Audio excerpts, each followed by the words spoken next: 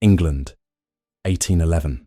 The morning sun filtered weakly through the grimy windows of Fairmont Manor, casting pale light across ledgers spread open on a scarred oak desk.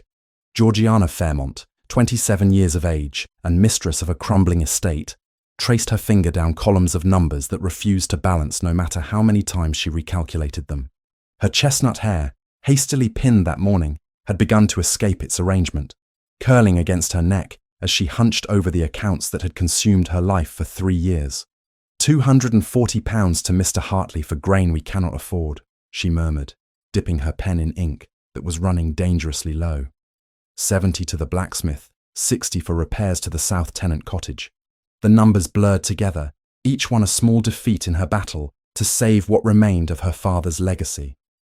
Outside, the November wind rattled the window panes, and Georgiana pulled her woolen shawl tighter around her shoulders. The estate that had once been the pride of the late Viscount Fairmont now bore the marks of neglect that poverty brings. Paint peeling from window frames, weeds overtaking the formal gardens, and a roof that leaked in 3 separate places when it rained. Her father had been dead 3 years, felled by apoplexy in his study. The very room where she now sat wrestling with the consequences of his poor investments and expensive tastes. She remembered that day with crystalline clarity, the way he had clutched at his chest, papers scattering from his desk as he fell.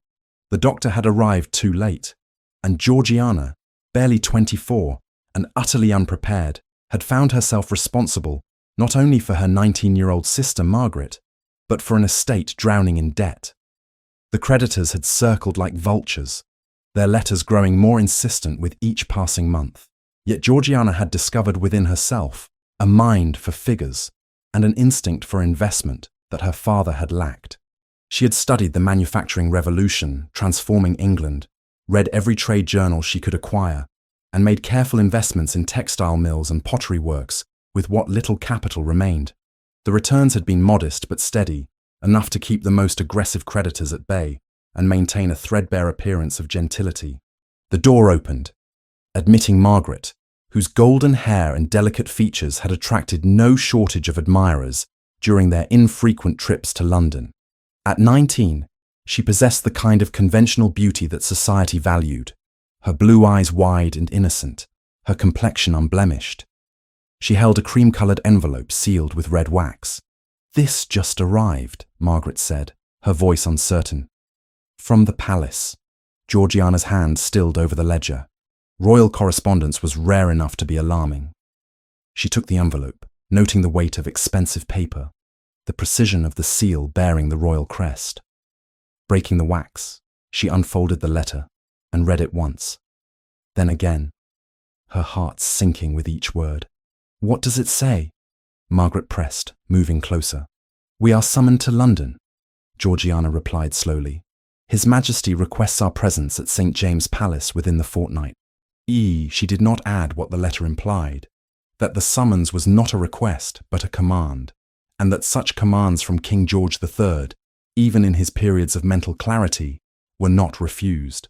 3 days later, they arrived in London, having spent money they could ill afford on a hired carriage and modest rooms near Covent Garden.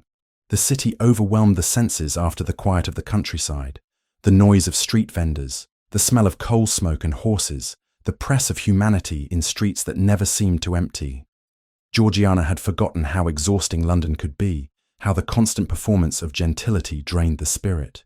On their first evening, while Margaret unpacked their limited wardrobe, Georgiana slipped out to the servants' entrance of their lodging house. She had learned that information flowed more freely below stairs than in drawing rooms, and she needed to understand why the king had summoned them so urgently. The cook, a stout woman named Mrs. Davies who had worked in great houses for 40 years, proved willing to talk over a cup of tea that Georgiana purchased from the woman's own kitchen. "It is about your sister, miss," Mrs. Davies said, lowering her voice though they were alone. "There is talk that His Majesty wishes her to marry Lord Philip Waverley." The name meant nothing to Georgiana. "Who is Lord Waverley?" "A courtier, miss. Close to the king, they say, and politically important. He is a widower twice over." The cook's expression grew troubled. "My cousin Martha was in service to his first wife, Lady Anne. She died in childbed, they said, but Martha always wondered." Georgiana leaned forward. Wondered what? Lady Anne had bruises, miss. On her arms, her throat. Martha saw them when she helped her dress. And the beatings got worse when her ladyship was with child. Mrs. Davies wrapped her hands around her teacup. Martha left that household the week after Lady Anne died. She would not speak of it, not even to family. But I could see it haunted her. A cold dread settled in Georgiana's stomach. And the second wife? Died of a fall, they say. Down the grand staircase of their country house. Broke her neck. The cook's eyes held knowledge that words could not fully convey. My cousin said Lady Anne had talked of leaving, of returning to her family. A week later, she was dead. Over the next few days, Georgiana made inquiries with ruthless efficiency, using every connection and saved coin to piece together the truth about Lord Philip Waverley. She found the physician who had attended Lady Anne's difficult labour, a man whose guilt had loosened his tongue over cheap gin in a tavern near the docks. I was not called until too late, he told her, his hands shaking as he raised his glass. The husband, Lord Waverley, he said his wife had been in labour for 2 days before he thought to summon help. 2 days. When I arrived, she was already beyond saving, and the child with her. But I saw the marks on her body, miss. Those were not from childbirth. Armed with this knowledge and copies of death certificates she had obtained through careful bribes, Georgiana attended the ball at St. James' Palace with Margaret, both dressed in gowns that had been fashionable 3 years prior, but were the best they could manage. The palace blazed with candlelight, crystal chandeliers casting prismatic rainbows across a sea of silk and satin. The assembled nobility of England filled the grand ballroom, their jewels glittering, their laughter echoing off gilded walls. Georgiana had forgotten the peculiar atmosphere of royal events, the way hierarchy became visible in who stood where, who spoke to whom, the careful dance of precedence and favour. She kept Margaret close as they navigated the crowd, searching for the Duke of Northmere, the man rumoured to have arranged this entire affair. She found him standing near the king, a tall figure of such commanding presence that the crowd seemed to part around him naturally. Edmund Carlisle, Duke of Northmere, possessed the kind of aristocratic bearing that came from generations of unchallenged power, his dark hair immaculately arranged, his blue eyes sharp and assessing as they surveyed the room. At 34, he was considered the most influential man in England after the king himself. His counsel sought on matters of state and policy, his favour courted by every ambitious family in the realm. Georgiana approached with her heart pounding, keenly aware that she was about to commit a severe breach of protocol. Ladies did not accost dukes, particularly not at royal functions, and certainly not to challenge their political machinations. "Your Grace," she said, dropping into a curtsy as she intercepted him. "Might I have a word?" He looked at her with the same attention he might give a piece of furniture, his expression politely blank. "I am afraid I do not believe we have been introduced, madam. I am Georgiana Fairmont, daughter of the late Viscount Fairmont. My sister Margaret is the young lady you have selected to marry Lord Waverley." Something flickered in his eyes, too quick to interpret. "Ah, yes. The king has expressed his wish for the match. It will be announced this evening. Then I must ask you to prevent it," Georgiana said, fighting to keep her voice steady. "Lord Waverley is not what he appears. I have evidence that his previous wives died under suspicious circumstances." The Duke's expression did not change. "I am certain you are mistaken, Miss Fairmont. Lord Waverley is a valued servant of the Crown. His personal history is beyond reproach." "Beyond reproach?" Georgiana's voice rose slightly despite her efforts at control. "His first wife died of injuries sustained during childbirth after he delayed calling a physician for 2 days. His second wife fell down a staircase and broke her neck. Both had been seen with bruises and marks of violence before their deaths." "Speculation and gossip," the Duke replied coldly. "I will not dignify such rumours with consideration. The match serves the interests of the realm, and that is what matters. Now, if you will excuse me." He moved past her as though she had ceased to exist, returning to his position near the king. Georgiana stood frozen, rage and desperation warring within her chest. She had been dismissed as thoroughly as a servant caught speaking out of turn. her concerns swept aside because they inconvenienced the political machinery of powerful men. The evening proceeded with inexorable momentum toward disaster. Lord Waverley, a man of 42 with greying blonde hair and cold brown eyes, appeared at Margaret's side with a presumption that made Georgiana's skin crawl. He was handsome in a sharp way, his smile calculated to charm, but she could see the calculation behind his eyes when he looked at Margaret, the way he assessed her like property to be acquired. "Miss Margaret Fairmont," he announced in a voice pitched to carry across the ballroom. "You do me great honour by accepting my suit. I trust you will wear my ring with pride." Margaret's face had gone pale, her blue eyes wide with confusion and fear. "My lord, I have not. That is, we have not discussed. The king himself has blessed our union," Waverley continued smoothly, cutting off her protest. "Surely you would not question his majesty's wisdom." The crowd pressed closer, drawn by the spectacle. Georgiana saw the trap closing around her sister, the way Waverley had manoeuvred to make refusal impossible without causing a public scandal that would destroy the Fairmont name utterly. Margaret looked toward her desperately, but Georgiana could see no escape that did not end in ruin. Then the king himself appeared, King George III in his formal regalia, his expression benign but distant in the way it became when his mind wandered the corridors of confusion that increasingly claimed him. The Duke of Northmere stood at his right hand, his face impassive. "Lord Waverley," the king said in his reedy voice, "you wish to formalize your betrothal before our court?" "With your majesty's blessing," Waverley replied, bowing deeply. "Then proceed." A space cleared around Margaret and Waverley, creating an impromptu stage for the ceremony. Waverley produced a ring, a garish thing with too many diamonds, and reached for Margaret's hand. She stood rigid, her face drained of colour, and Georgiana could see her sister trembling. In that moment, Georgiana knew with perfect clarity that she was about to destroy any chance of social redemption for herself. She knew that what she was about to do would mark her as unfit for polite society, would confirm every whispered suspicion about the Fairmont family's decline. She knew, and she did not care. She crossed the ballroom floor with long strides that scandalized the watching ladies, her green eyes fixed on the Duke of Northmere with an intensity that made several courtiers step hastily aside. Edmund Carlyle turned toward her, his expression shifting from mild curiosity to alarm as he recognized her intent a fraction too late. Georgiana drew back her hand and struck him across the face with every ounce of strength she possessed. The sound echoed through the suddenly silent ballroom like a gunshot. The Duke's head snapped to the side, a vivid red mark blooming across his left cheek. For one suspended moment, no one moved, no one breathed, as the enormity of what had just occurred settled over the assembly like a shroud. "You condemn my sister to death," Georgiana said into the silence, her voice ringing clear and hard. "You arrange her marriage to a murderer because it serves your political convenience, and you dismiss evidence of his crimes as mere gossip. I name you complicit in whatever fate befalls her, your grace. May that weight rest on your conscience." The king's face had turned purple with rage. "Arrest her!" he shrieked, spittle flying from his lips. "Arrest this woman immediately. She has committed an assault upon our most favoured servant in our very presence. Guards!" 2 palace guards moved forward, but they hesitated, looking toward the Duke for confirmation.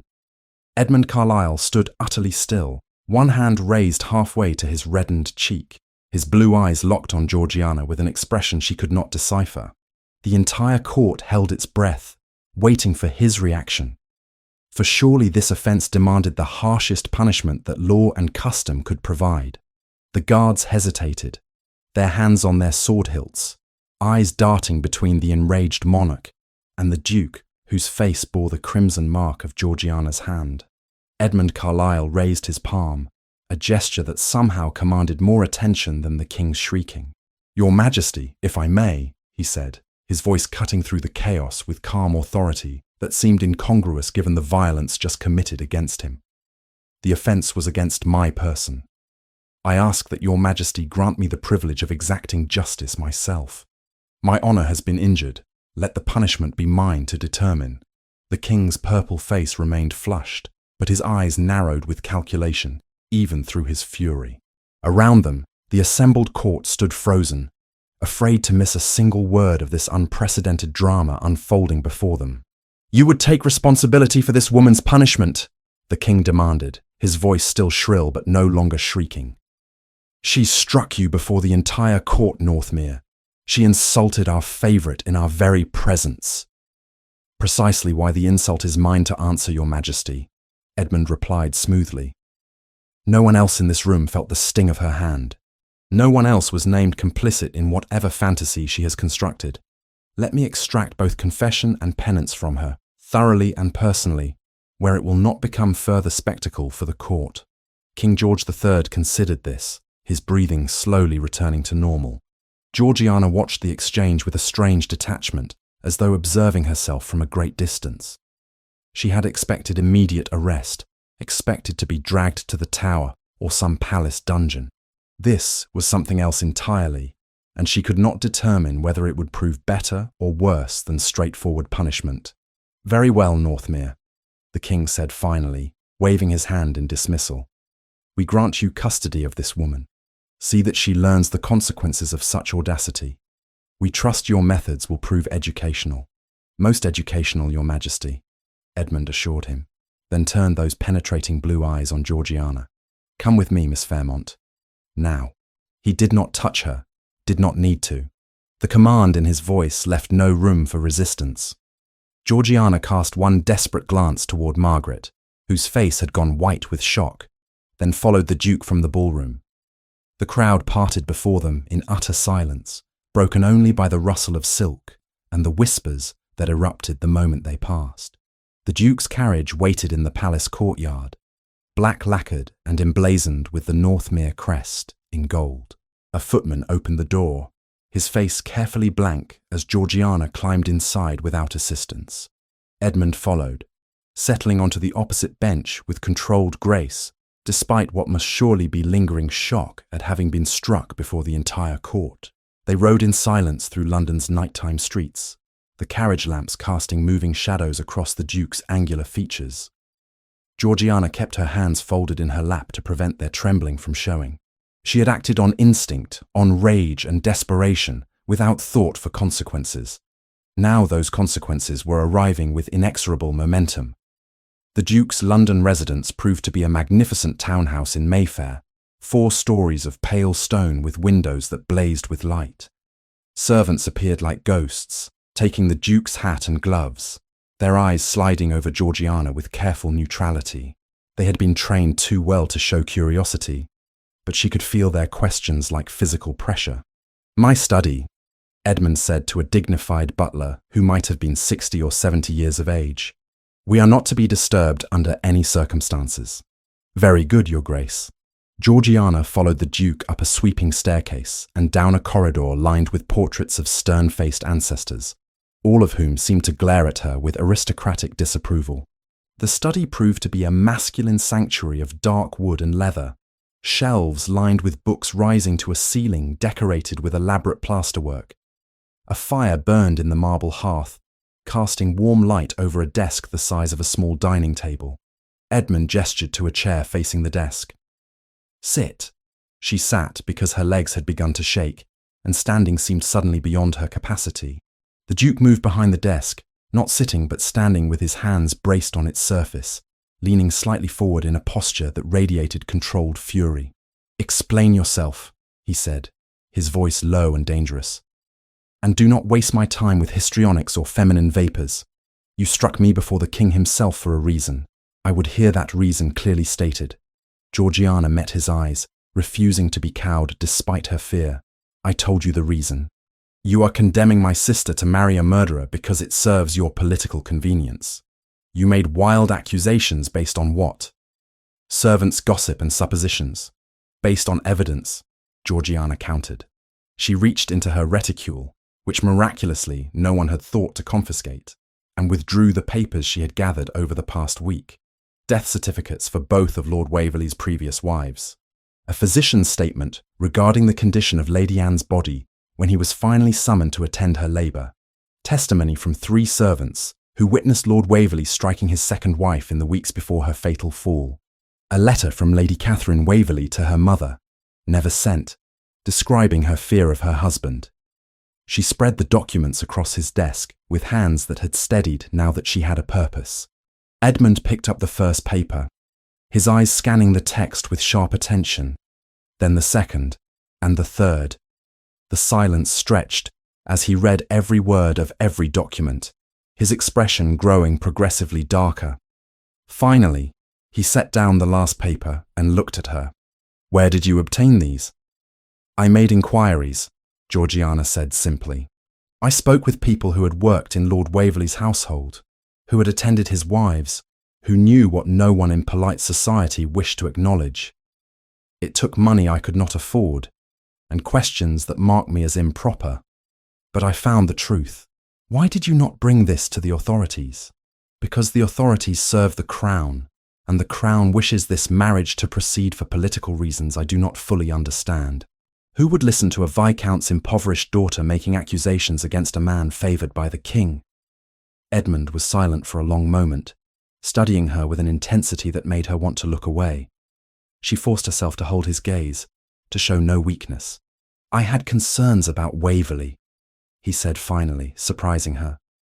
"Small things, inconsistencies in his accounts of his wives' deaths, a certain coldness when speaking of them that seemed inappropriate, but nothing concrete, nothing that justified investigation or intervention. These documents," he touched the papers, "these transform vague suspicion into certainty. Then you believe me?" "I believe the evidence. A physician's sworn statement carries weight, as do these death certificates showing injuries inconsistent with the stated causes of death. The servant's testimony is less valuable legally, but corroborates the pattern." He straightened, his hands clasped behind his back. "You have accomplished in a week what I failed to do in months of passive observation. I underestimated both Waverley's danger and your determination." Georgiana felt something loosen in her chest, a tightness she had not fully recognized until it released. "Then you will stop the marriage? I will ensure your sister does not marry Lord Waverley." "Yes, but the situation is complicated by the king's wishes and Waverley's political connections. Dismantling him will require careful manoeuvring." He paused. "It will also require your cooperation. You have it, whatever you need. I need these documents, all of them, and any other information you have gathered. I also need you to remain here, in this house, as my prisoner." Georgiana blinked. "Your prisoner? The king granted me custody of you for punishment. If I release you immediately, questions will be asked. Society will assume I showed you mercy, which will be seen as weakness or worse, as evidence of some improper relationship. You must remain here, under house arrest, while I work to destroy Waverley's position. It maintains the appearance that you are suffering consequences for your actions while giving me time to operate without scrutiny." The logic was sound, but the prospect of living in the Duke's house, dependent on his goodwill, sent a shiver of apprehension through her. "For how long?" "As long as necessary. Weeks, possibly." He saw her expression and added, "You will be treated as a guest, not a criminal. You will have proper rooms, freedom to move about the house, access to the library. But you cannot leave, cannot send messages, cannot communicate with your sister or anyone else outside these walls. Can you accept those terms?" Georgiana thought of Margaret, of the terror in her sister's eyes when Waverley had reached for her hand. "I can, but I want to participate in the investigation. I did not gather this evidence simply to hand it over and trust others to act. I want to help bring Waverley to justice." Something like respect flickered in Edmund's eyes. "I expected you would say that. Very well. You may assist within reasonable limits, but you will follow my directions precisely, Miss Fairmont. This is not a game, and Waverley will be dangerous if he realizes we are moving against him." "I understand." Edmund moved to a sideboard and poured 2 glasses of amber liquid. He handed one to Georgiana, who took it automatically. "Brandy, you look as though you need it." She did, taking a careful sip that burned pleasantly down her throat. The Duke remained standing, his brandy untouched in his hand, his gaze distant. "I had a sister," he said abruptly. "Catherine. She was the youngest of our family, 3 years my junior. Beautiful, gentle, utterly unsuited to navigate the dangers of aristocratic marriage. He took a long drink. When she was 19, she married Viscount Alderton. I approved the match. He was wealthy, titled, from a good family. I never looked deeper than those surface qualifications. Georgiana's breath caught. She could hear where this confession was leading. Within a year, Catherine was writing to me with concerns about her husband's temper. I dismissed them as the normal adjustments of new marriage. When she visited and I saw the bruises on her arms, she assured me she had fallen. I chose to believe her because confronting the alternative would have been inconvenient. His voice had gone flat, emotionless, in the way of men recounting unbearable pain. 2 years into the marriage, she fell down a staircase, broke her neck. She was 4 months pregnant at the time. "I am so sorry," Georgiana whispered. "I arranged the marriage that killed her. I failed to see the warning signs, failed to intervene when I had the power to save her. For 10 years, I have lived with that knowledge." He finally looked at Georgiana directly. "I use my position now to control aristocratic alliances, not from desire for power, but from pathological fear of repeating my error. When the king suggested Waverley for your sister, I saw only the political advantage. I did not investigate because I have become complacent in my certainty that I can identify dangerous men. Your slap tonight was well deserved, Miss Fairmont. I was repeating the very mistake that cost Catherine her life." The honesty of his confession stunned her into silence. This was not the cold, aristocratic duke she had expected, but a man carrying guilt that had shaped 10 years of his life. She understood that guilt intimately, had her own version that drove her decisions. "I became responsible for Margaret when my father died," she heard herself saying. "I was 24, utterly unprepared, and suddenly the sole protection between my sister and a world that saw her as commodity to be traded. Our family's debts, our declining status, all of it made her vulnerable to men who would exploit her lack of options. I promised myself I would never let her be sacrificed for financial or social advantage." She met Edmund's eyes. "When I struck you tonight, I was not thinking of consequences. I was thinking only that I had failed her, that despite everything I had done to protect her, powerful men were still making decisions about her life without regard for her safety." Edmund inclined his head slowly. "Then we are alike in our failures and our determination not to repeat them." "It would seem so, Your Grace." "Edmund," he said, "if we are to work together, and if you are to reside in my home even as a prisoner, you should use my name. Your Grace is for the court and strangers." "Georgiana," she replied, "though I suppose you knew that already." A slight smile touched his lips, the first she had seen from him. "I did, though I admit I had not expected to become so intimately acquainted with you under these particular circumstances." Despite everything, Georgiana felt an answering smile tug at her mouth. "Nor I you. I had planned only to create a scene that might delay the betrothal long enough to find another solution. I did not think beyond the moment. That much was evident," Edmund said dryly. Then his expression sobered. "Your sister will be frightened. She saw you led away and has no way to know you are safe. Can you send word to her? Not without compromising the appearance of your imprisonment, but I can ensure she is protected. Waverley will not dare approach her now, not with the evening scandal fresh in everyone's minds. Give me a few days to arrange matters, and I will find a way to communicate your safety to her discreetly." It was not perfect, but it was more than Georgiana had hoped for when the guards had moved toward her in the palace ballroom. She nodded her acceptance. Edmund rang a bell, and the elderly butler appeared with supernatural speed. "Harrington, please show Miss Fairmont to the blue suite. Have Mrs. Thornton attend her with whatever she requires." "Very good, Your Grace." Georgiana rose, setting down her empty brandy glass. At the door, she paused and turned back. "Thank you for believing the evidence and for helping Margaret. Thank you for having the courage to strike me when I deserved it," Edmund replied. "Not many would dare, and fewer still with such excellent aim." She left him standing in his study surrounded by the evidence of Lord Waverley's crimes, and followed Harrington up another flight of stairs to a suite of rooms that took her breath away. The blue suite proved to be 3 connected chambers, a sitting room in shades of sapphire and cream, a bedroom with a four-poster bed that could sleep 4 people comfortably, and a dressing room already being prepared by a competent-looking woman in her middle years. "I am Mrs. Thornton, miss," the woman said with a curtsy. "I will attend you during your stay. His Grace has asked that you be provided with everything necessary for your comfort." "Thank you, Mrs. Thornton." Alone finally, after the housekeeper had helped her from her gown and provided a nightdress of fine lawn that certainly had not come from Georgiana's meagre wardrobe, she sat by the window, looking out over the dark garden below. She had struck a duke, been arrested by a royal command, and was now imprisoned in the most luxurious cage she had ever seen.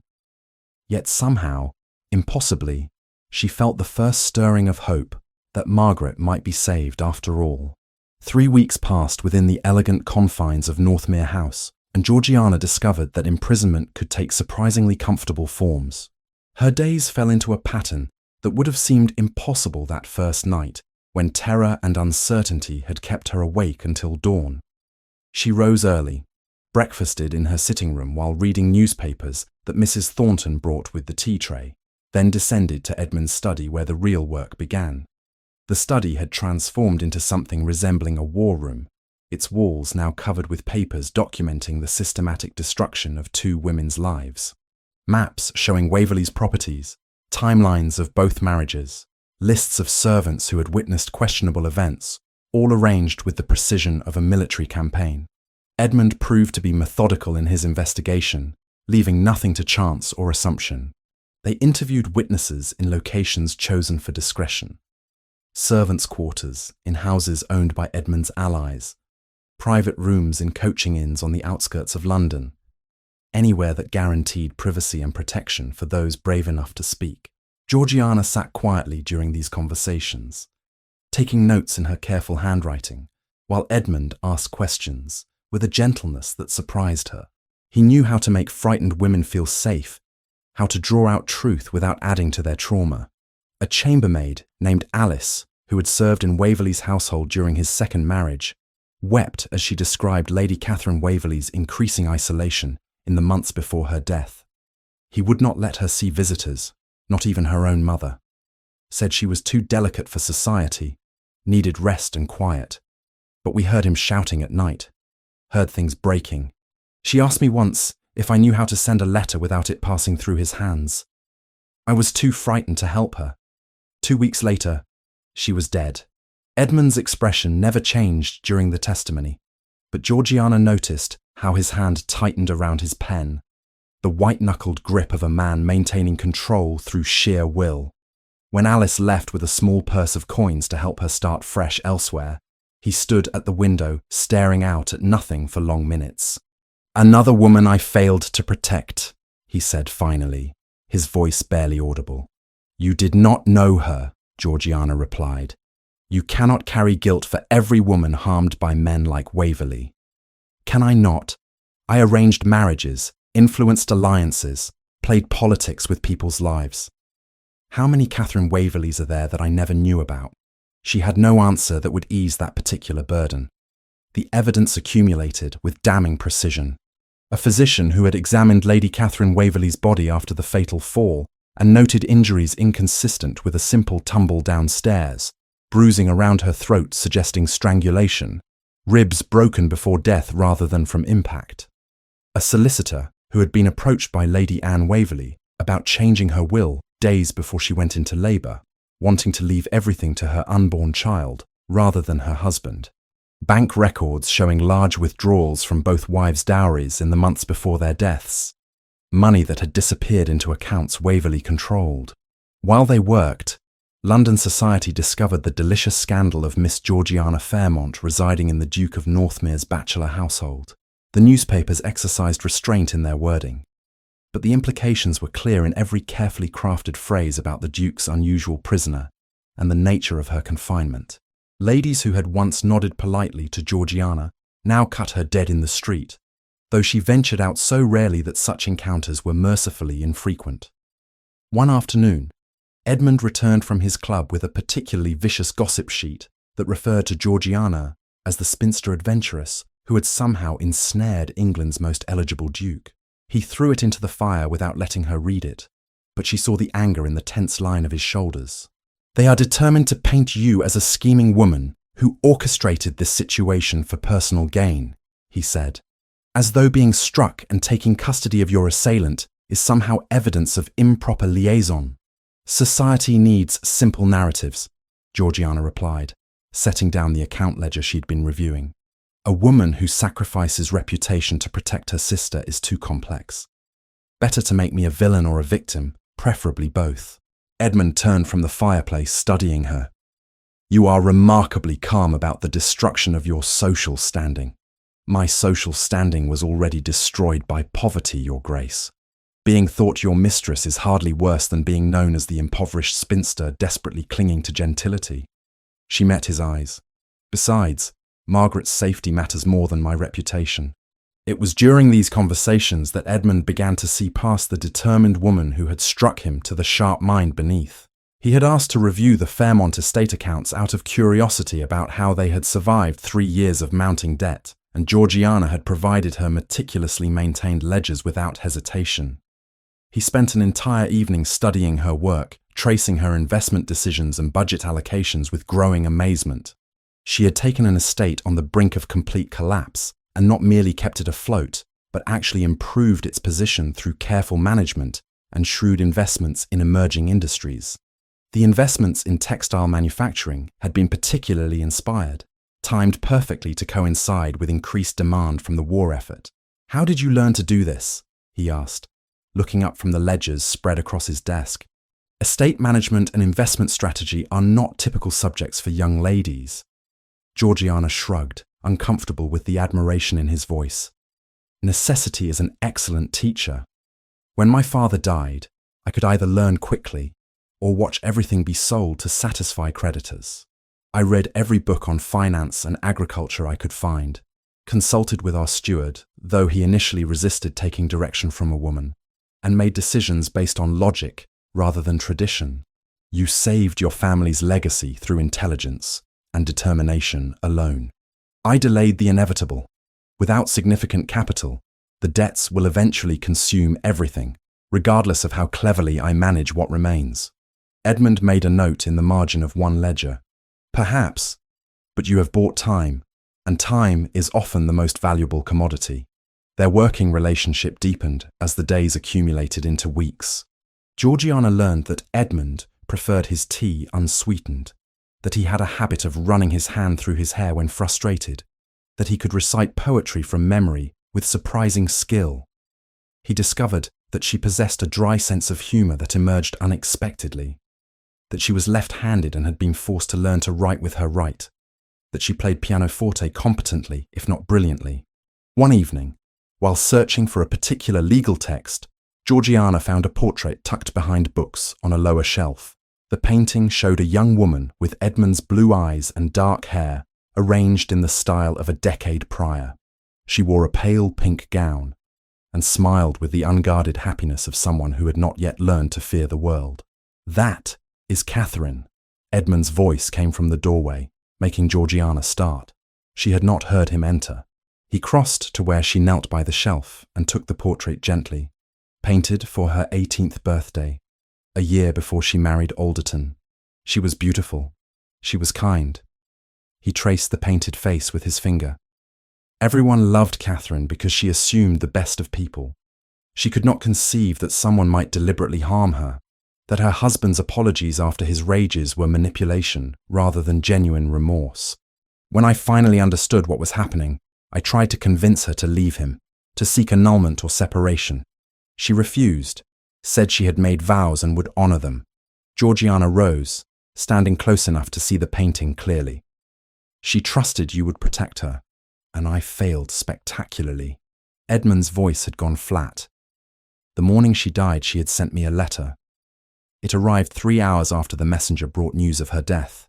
In it, she finally admitted everything: the beatings, the threats, her terror of her husband. She was planning to run away, to come to me for protection. She asked me to meet her at our family's country house in 2 days' time. "Edmund," Georgiana breathed, understanding the full horror. "You could not have known, but I should have. I should have acted sooner, pushed harder. refused to accept her reassurances. Instead, I was patient and respectful of her choices, and my patience killed her. He set the portrait on a table, unable to look at it longer.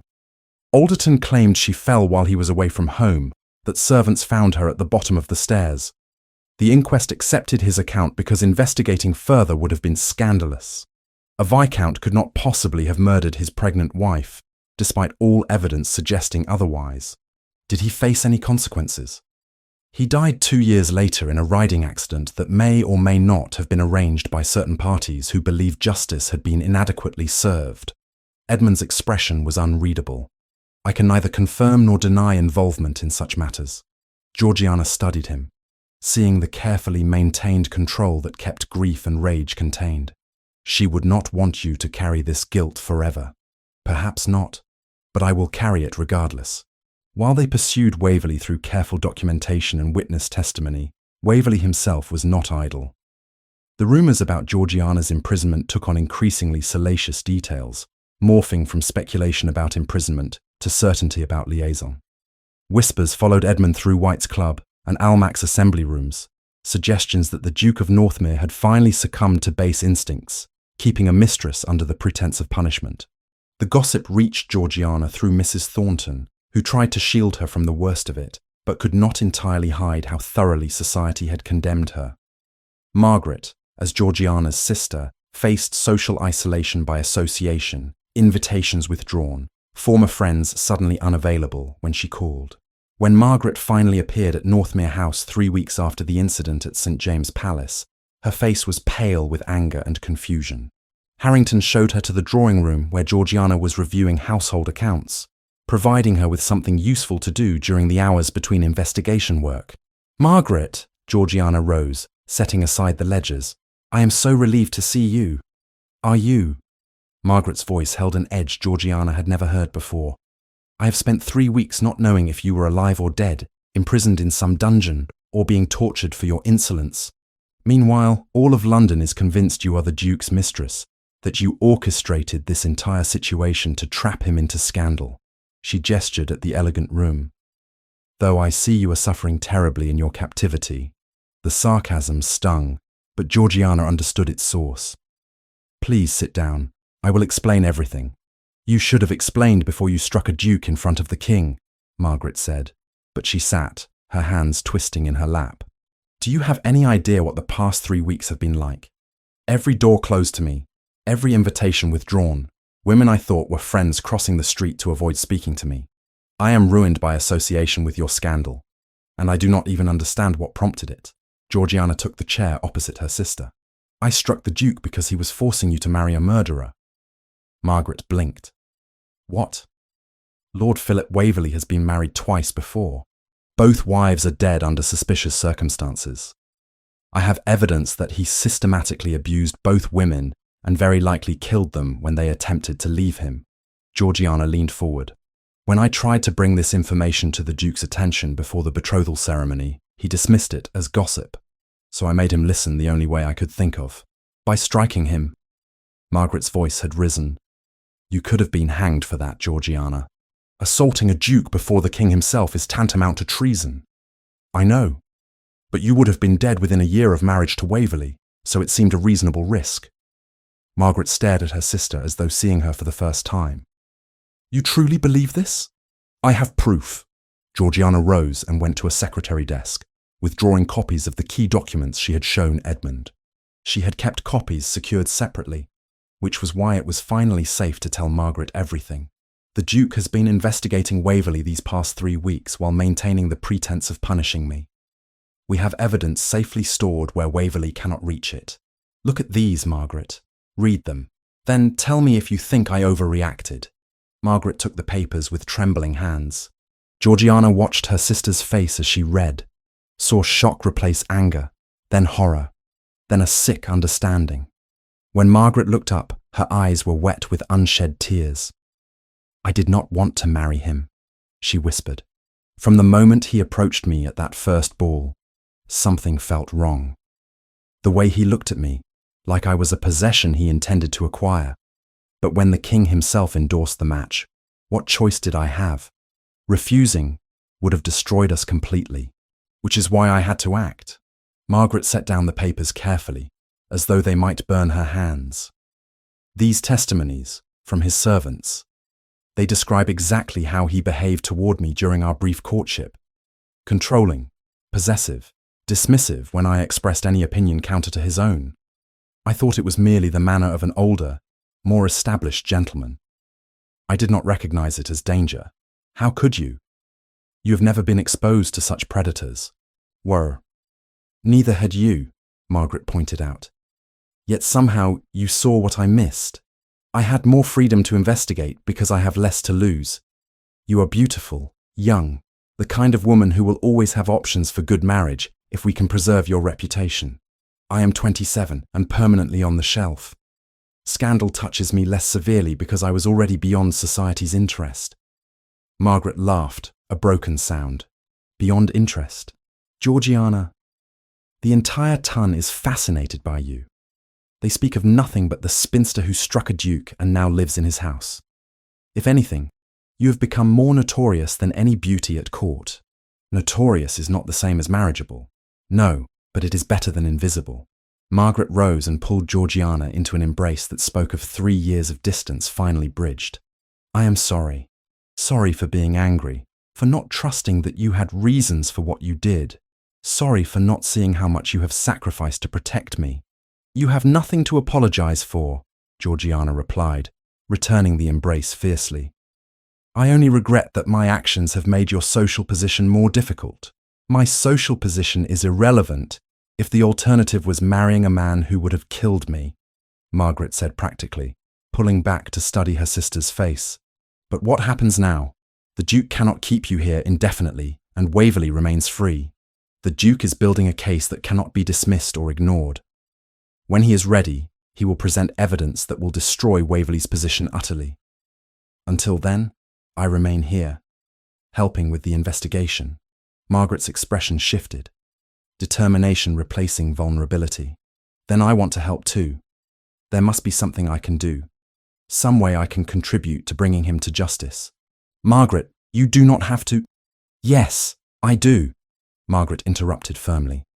He would have killed me, Georgiana. You risked everything to save me. The least I can do is help ensure he faces consequences. She straightened her shoulders. I can go places you cannot. Speak to people who will not receive you. Let me be useful. Georgiana felt pride swell in her chest. This was not the sheltered girl she had protected for 3 years, but a woman discovering her own courage. I will speak with the Duke. If he agrees, we will find ways for you to help. They talked for another hour, Margaret asking detailed questions about the investigation and the evidence they had gathered. When she finally departed, she carried herself differently, purpose replacing confusion. Georgiana watched her sister's carriage disappear down the street and felt, for the first time since striking Edmund, that perhaps the sacrifice of her reputation had been worth the cost. 2 days later, Edmund informed Georgiana that they would be attending a small dinner party hosted by the Duchess of Clarewood, an influential woman known for her progressive views on women's education. It would be Georgiana's first public appearance since her imprisonment began, and Edmund insisted it was necessary to demonstrate that she remained under his authority while beginning the rehabilitation of her reputation. Society will never fully accept you again, he said bluntly as they prepared to leave. But we can transform the narrative from ruined woman to eccentric woman, which at least allows you to move through certain circles without complete ostracism. And if I prefer ostracism to pretending to care what society thinks, then you doom your sister to the same fate. Margaret's prospects depend on your reputation being salvageable to some degree. He was right, of course, which made Georgiana resent him slightly, even as she appreciated his pragmatism. She dressed in a gown that Mrs. Thornton had somehow procured, deep green silk that complemented her colouring, and was fashionable enough to suggest she had not been languishing in a dungeon. Her hair was arranged simply but elegantly, and when she studied her reflection, she barely recognised the woman staring back at her. The Duchess of Clarewood's dinner proved to be a trial by fire, 20 guests who stared at Georgiana with barely concealed curiosity, while maintaining the pretense of polite conversation. She was seated between an elderly baron who was too deaf to participate in gossip, and a younger son of an earl who seemed genuinely interested in discussing agricultural improvements rather than scandal. Edmund sat across from her, watching with those penetrating blue eyes that missed nothing. When Lady Pemberton, a woman known for malicious gossip, made a pointed comment about women who manipulated situations to their advantage, Edmund's response cut through the table's conversation like a knife. "I have found Miss Fairmont to possess more honour and integrity than much of this court combined," he said, his voice carrying the weight of absolute certainty. "She acted to protect her sister from a dangerous man, and society has rewarded her courage with slander and ostracism. If that is how we treat women who dare to act on their convictions, we deserve the compliant silence that allows predators to flourish." The table fell silent. Lady Pemberton's face flushed crimson, but she did not dare contradict a duke's direct statement. The Duchess of Clarewood at the head of the table raised her glass. "Well said, Northmere. I have always believed that women should be judged by their character and actions rather than by whether those actions align with social convention." She looked directly at Georgiana. "Miss Fairmont, I should like to discuss your approach to estate management at greater length. My daughter is about to inherit property, and I believe your experience could prove invaluable." The moment passed, but something had shifted. Edmund had publicly aligned himself with Georgiana not merely as her captor, but as her defender, suggesting that her actions had merit rather than madness.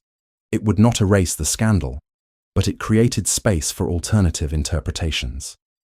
In the carriage returning to Northmere House, Georgiana sat in silence, processing the evening. Edmund watched her with an expression she could not decipher. "That was more difficult than I anticipated," she admitted finally. "You managed admirably. Several people present tonight will reshape their opinions based on what they witnessed. You did not have to defend me so forcefully." "Yes," Edmund said quietly. "I did." Their eyes met in the dim light of the carriage lamps, and Georgiana felt something shift between them. Recognition of attraction neither of them had acknowledged aloud.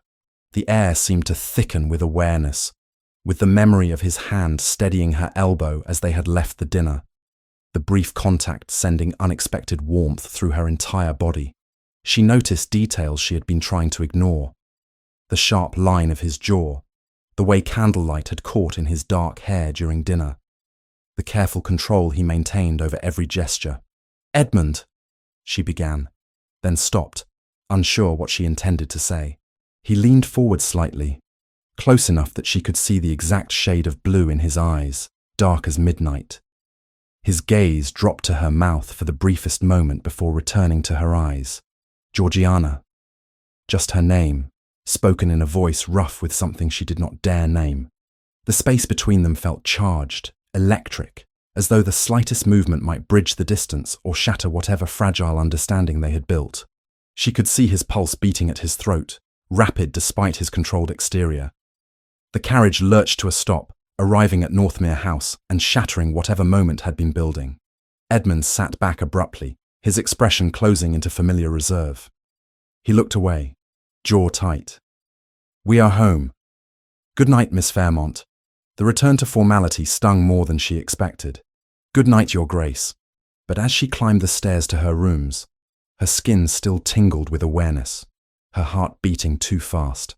She touched her fingers to her lips, imagining what might have happened if the carriage ride had lasted just moments longer.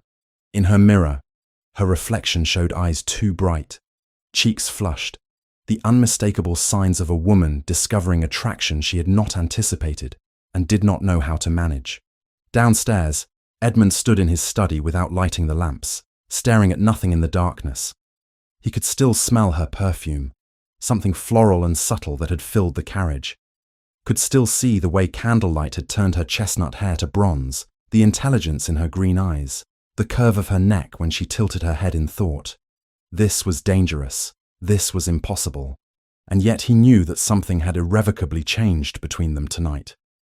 Something neither investigation, nor scandal, nor propriety could fully contain. The investigation entered a new phase in its fourth week, when Edmund's solicitor brought documents that transformed their understanding of Waverley's crimes from personal violence to systematic financial predation. Georgiana sat in the study reviewing property records while Edmund paced before the fireplace. his expression growing darker with each revelation.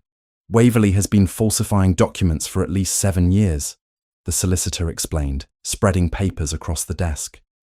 Wills altered, property deeds forged, letters of credit fabricated. Every victim has been a widow or unmarried woman of property. Women without male relatives to review the documentation carefully. Georgiana traced the pattern emerging from the records. Lady Anne's dowry was substantial, but half of it disappeared into investments that never existed. Lady Catherine's inheritance from her grandmother vanished into an account that Waverley controlled entirely. He married them not just for cruelty, but for profit, and he has continued since their deaths, Edmund added grimly. The Dowager Countess of Sheffield lost her late husband's estate to foreclosure last year. According to these records, she signed documents agreeing to loans at extortionate rates, loans she claims never to have requested. The signature is hers, but she has no memory of signing anything. Forgery, Georgiana said. Or she was tricked into signing documents misrepresented as something else entirely. The solicitor nodded. I have identified at least 12 women who may have been similarly defrauded. The amounts total over £50,000, possibly more if we account for properties whose true value was deliberately understated in the transactions. Edmund's hand clenched on the mantelpiece. Who else is involved? Waverley could not manage this alone. Forging documents of this complexity requires access to legal seals, bank records, court filings. That is where the matter becomes delicate, Your Grace. The solicitor's discomfort was evident. Several of the forged documents bear the seal of Sir Thomas Whitmore, who serves as the King's personal secretary, Edmund finished, his voice flat. Of course, Waverley would need someone close to the throne to legitimize his fraudulent papers, and Whitmore has access to every seal and signature in the realm. Georgiana felt cold dread settle in her stomach. If the King's own secretary is involved, presenting evidence becomes significantly more complicated. More than complicated, potentially fatal to our cause. Edmund turned from the fireplace. Accusing Whitmore without absolutely irrefutable proof will be seen as attacking the King himself. His Majesty is fiercely protective of his inner circle, and Waverley has already positioned himself as a loyal servant unjustly persecuted. Over the following days, they worked to strengthen the case, while Edmund attempted to navigate the treacherous political waters. Margaret proved invaluable in this effort, moving through social circles that had closed to Georgiana. She attended afternoon teas and evening musicales, listening carefully to conversations among ladies whose husbands discussed business and politics freely at home. Margaret appeared at Northmere House one afternoon with information that sent Edmund immediately to his network of investigators. Lady Hensworth mentioned at tea yesterday that her widowed aunt, Lady Victoria Ashby, has been approached by a gentleman offering to help manage her late husband's complicated estate. The description matches Lord Waverley exactly. Lady Ashby is his next target, Georgiana said, already pulling out maps to locate the woman's residence. We need to warn her before he can execute whatever scheme he has planned. Edmund dispatched a trusted associate to Lady Ashby with a carefully worded letter suggesting she seek independent legal counsel before signing any documents. They could not reveal the full scope of their investigation without alerting Waverley, but they could at least protect potential victims from immediate harm.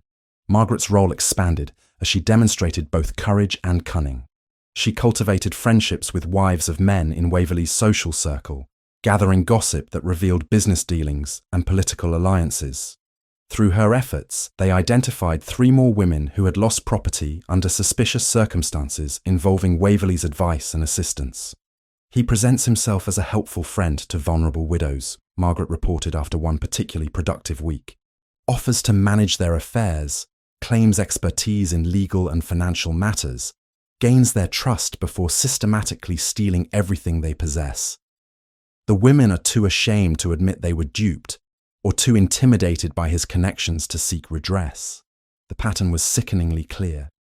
Waverley was not merely a wife killer, but a predator who targeted any woman without male protection, using marriage, friendship, or professional relationship as cover for theft and fraud. The scope of his crimes made Georgiana feel physically ill.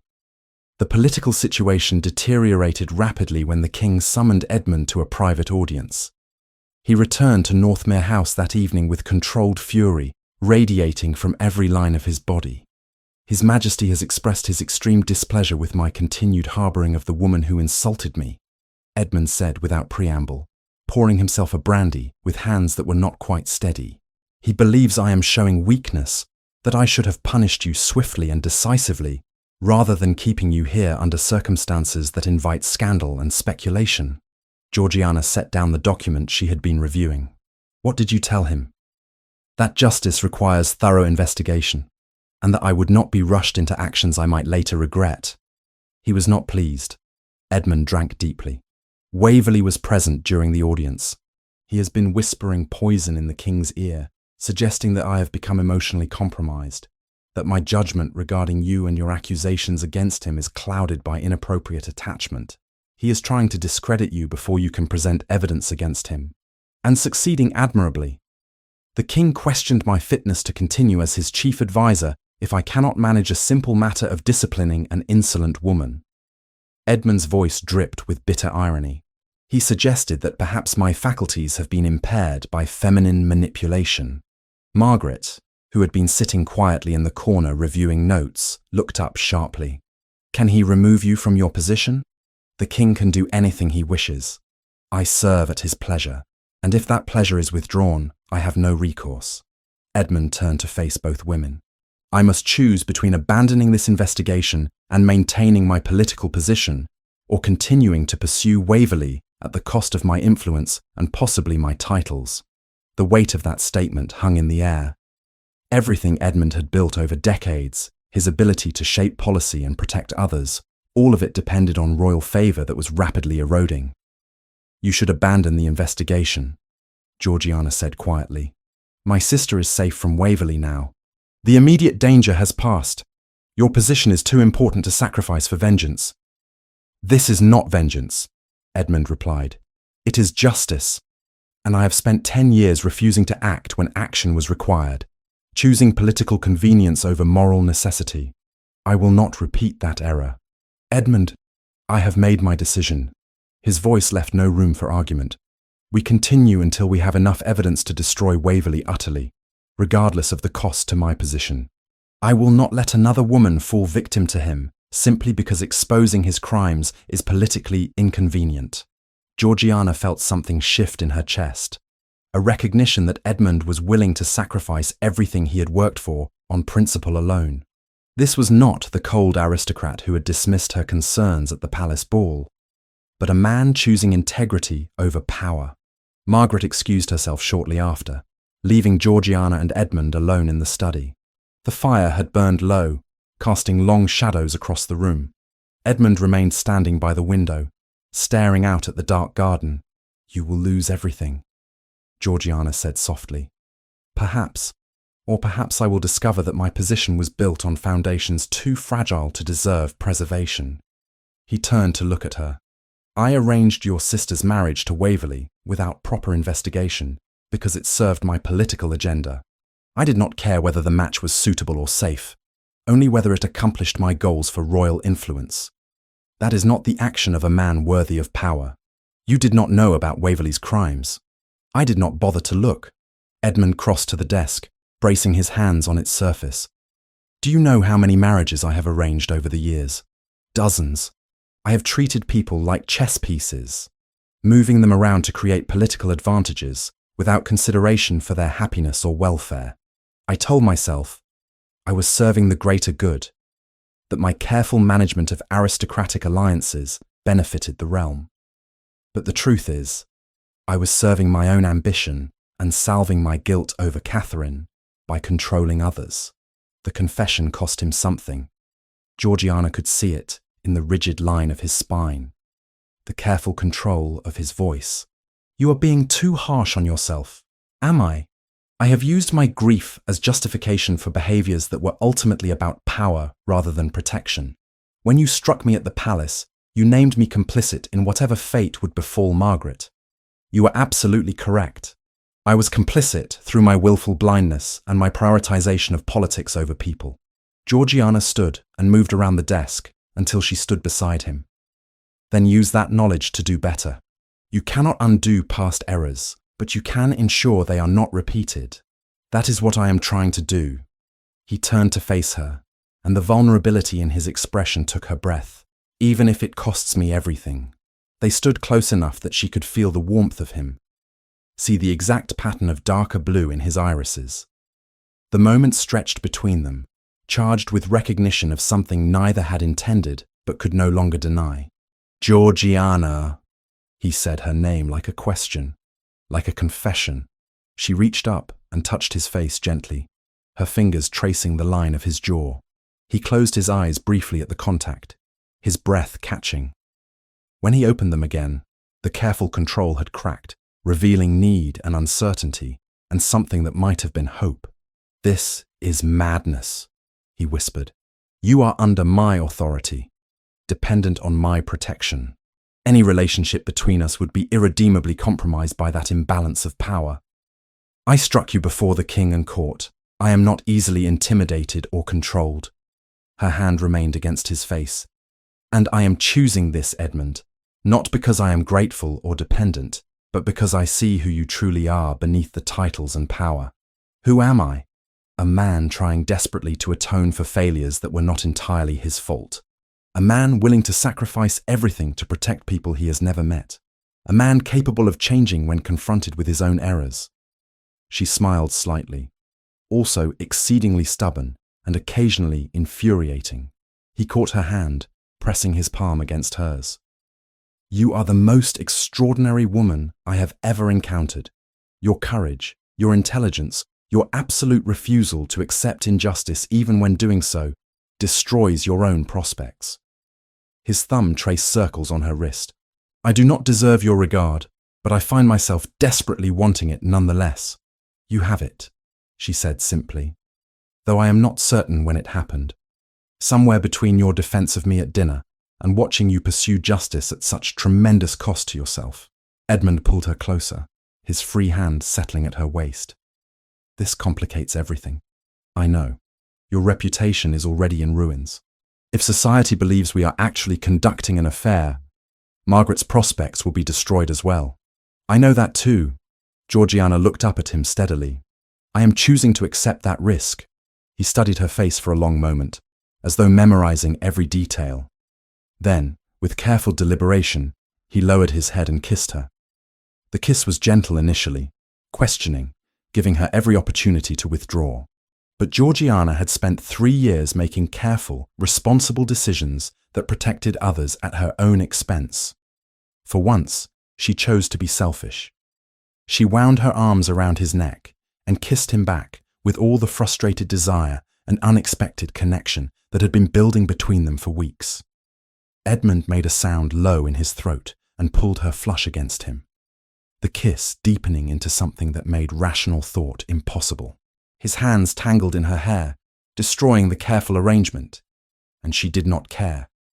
Nothing existed except the heat of him, the desperate press of his mouth against hers, the way he whispered her name between kisses, like a prayer or a curse.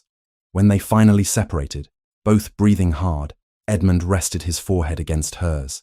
This cannot happen again. Not while you are under my roof and protection. The power imbalance makes any relationship between us ethically impossible. Ethically impossible, Georgiana repeated, still trying to regain her composure. And yet it happened. It cannot happen again, he insisted, though his hands remained at her waist. I will not take advantage of your situation, no matter how much I want to. She understood his reasoning even as she resented it. Then we focus on the investigation. Nothing else until this is resolved. Nothing else, he agreed. But neither of them moved apart for several more heartbeats. Finally, Georgiana forced herself to step back, smoothing her disordered hair with trembling hands. Edmund turned away, gripping the edge of the desk as though it was the only thing anchoring him. Good night, Edmund. Good night, Georgiana. She fled to her rooms before either of them could say something that would make the situation even more impossible than it already was. But as she lay in bed that night, she could still feel the imprint of his hands, still taste him on her lips, and knew that whatever happened next, everything had irrevocably changed between them. The morning after the kiss, Georgiana and Edmund maintained careful distance, speaking only of the investigation with exaggerated formality that fooled no one, least of all themselves. But the urgency of stopping Waverley before he claimed another victim pushed personal complications temporarily aside when Margaret arrived with a proposal that was either brilliant or suicidal. "I will invite Waverley to dinner," Margaret announced without preamble, standing in Edmund's study with her hands clasped so tightly her knuckles were white. "I will send a letter expressing confusion about the accusations against him, suggesting that perhaps my sister was mistaken or hysterical. I will ask for the opportunity to hear his side of events." "Absolutely not," Georgiana said immediately. "Margaret, he is dangerous. Being alone with him is—" "Not alone," Margaret interrupted. "You will be there, hidden, and I will make certain the dinner takes place at Fairmont Manor, not anywhere he controls. I will have servants present at all times, witnesses if anything should happen." Edmund leaned back in his chair, studying Margaret with new assessment. "What do you hope to accomplish? Men like Waverley cannot resist gloating when they believe they have won. If I convince him that I doubt Georgiana's accusations, that I am considering whether a match between us might still be possible, he will become overconfident. Overconfident men make mistakes. They reveal things they should keep hidden. It is too risky," Georgiana insisted.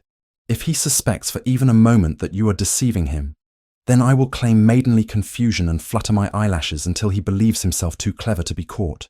Margaret's voice held steel Georgiana had never heard before. "I am not the naive girl who nearly married him out of obligation. I know what he is now, and I will not cower while he continues to prey on others." Edmund exchanged a glance with Georgiana, and she saw her own concerns reflected in his expression. But she also saw respect for Margaret's courage and recognition that they needed something to break the investigation open before Waverley's political manoeuvring destroyed Edmund's ability to act. "I will agree to this plan under specific conditions," Edmund said finally. "The dinner takes place at Fairmont Manor as you suggested. Georgiana will be concealed in the adjoining parlour where she can hear everything. I will have men positioned outside the house, close enough to intervene immediately if needed. And at the first sign of danger, the operation ends." Margaret nodded firmly. Agreed. They spent 2 days preparing. Margaret composed a letter so perfectly pitched between wounded innocence and tentative interest that even Georgiana had to admire her sister's unexpected talent for manipulation. Waverley's response came within hours, dripping with false sympathy and barely concealed eagerness. The dinner was scheduled for the following Thursday evening. Georgiana travelled to Fairmont Manor the day before, feeling strange returning to the house she had not seen since that fateful journey to London. Everything looked shabbier than she remembered, the paint more faded, the furnishings more worn. Poverty had a way of making itself visible once you saw it clearly. Margaret had hired additional staff for the evening, carefully vetted by Edmund's people to ensure no one in Waverley's employ could infiltrate. The cook prepared dishes designed to pair with wine, lots of wine, which Margaret would ensure flowed freely while barely touching her own glass. Georgiana positioned herself in the small parlour adjacent to the dining room, a space separated only by heavy curtains that muffled sound but did not eliminate it. She could see nothing, but she would hear every word spoken at that table. Waverley arrived precisely on time, his carriage emblazoned with his coat of arms in a display of aristocratic pretension. Through a gap in the curtains, Georgiana watched him enter the hall, noting the predatory way his eyes swept the space, assessing value and vulnerability with practiced efficiency. "Miss Margaret." His voice carried false warmth. "How gracious of you to receive me after the unfortunate scene your sister created. I trust she has been adequately disciplined for her hysteria. The Duke of Northmere has taken responsibility for her correction," Margaret replied smoothly. "I confess I am confused about the entire matter, my lord. The accusations she made seemed so fantastical, so unlike anything I would expect from a gentleman of your standing. Your sister is troubled, my dear. I suspect the pressure of managing your family's declining circumstances has affected her reason. It is not uncommon in women of a certain age who have failed to secure marriage. The casual cruelty in his dismissal of Georgiana made her hands clench into fists. Margaret's response was perfectly calibrated, sympathetic but not quite convinced. I suppose that could explain her behaviour, though I confess some of what she said troubled me. The circumstances of your previous wives' deaths, tragic accidents, both of them. Waverley interrupted smoothly. I loved Anne and Catherine deeply. Their losses nearly destroyed me. That your sister would twist my grief into accusations of murder is particularly cruel. They proceeded to dinner, and Georgiana listened as Margaret performed a masterful deception. She asked innocent-seeming questions while ensuring Waverley's wineglass remained full. She expressed admiration for his knowledge and experience. She allowed him to dominate the conversation while occasionally interjecting comments that invited him to elaborate on his expertise. By the third course, Waverley's guard had dropped significantly. The wine was doing its work, loosening his tongue and inflating his ego. When Margaret mentioned her concerns about managing her eventual inheritance, he seized the opportunity to offer his services. Women should not trouble themselves with financial matters, he said, his words slightly slurred. It is too complex for the feminine mind to grasp. You need a man to guide you, to protect your interests. As you protected your wives' interests, Margaret asked with feigned innocence. Waverley laughed, a sound that made Georgiana's skin crawl. My wives were adequately provided for. Anne's dowry funded several excellent investments. Catherine's inheritance purchased property that has appreciated considerably. A husband has the right to manage his wife's assets as he sees fit. But the money went to you, not them. The money went where it would do the most good. Women cannot be trusted with such decisions. They are too emotional, too easily swayed. He took another long drink. Take the Dowager Countess of Sheffield, for example. Foolish woman nearly lost everything through poor management. I had to step in, guide her toward more suitable arrangements. What sort of arrangements? Margaret's voice remained light, curious. Consolidation of debts, transfer of properties to more capable hands. She signed everything I put before her without question, trusting that I knew best. Waverley's pride was evident. That is the natural order of things. Men lead, women follow. Georgiana scribbled notes frantically, documenting every admission. This was not enough for a legal case, but it revealed Waverley's mindset and methods. Where do you keep your records? Margaret asked casually. It must require significant documentation to manage so many estates and investments. I maintain a private office at my country house in Essex, away from curious eyes and meddling solicitors. Everything is secured there, every contract and deed properly filed where no one can misrepresent my entirely legal business dealings. Georgiana's hand stilled. He had just revealed the location of the evidence they needed. Margaret pressed the advantage with admirable subtlety. Essex? How lovely. I have never visited that county. The house is quite remote, which suits my need for privacy. When we are married, my dear, you will appreciate the isolation. No interference from busybody relatives or society's judgment. His voice had taken on an edge that suggested he was imagining exactly how isolated Margaret would be, how vulnerable. When we are married. Margaret's voice hitched slightly, and Georgiana tensed, ready to burst through the curtains if needed. Surely you understand that is the inevitable conclusion. His Majesty wished the match. Your sister's hysteria has merely delayed what must occur. Waverley's chair scraped back. Come here, my dear. Let me show you how a proper husband treats his wife. My lord, I think perhaps...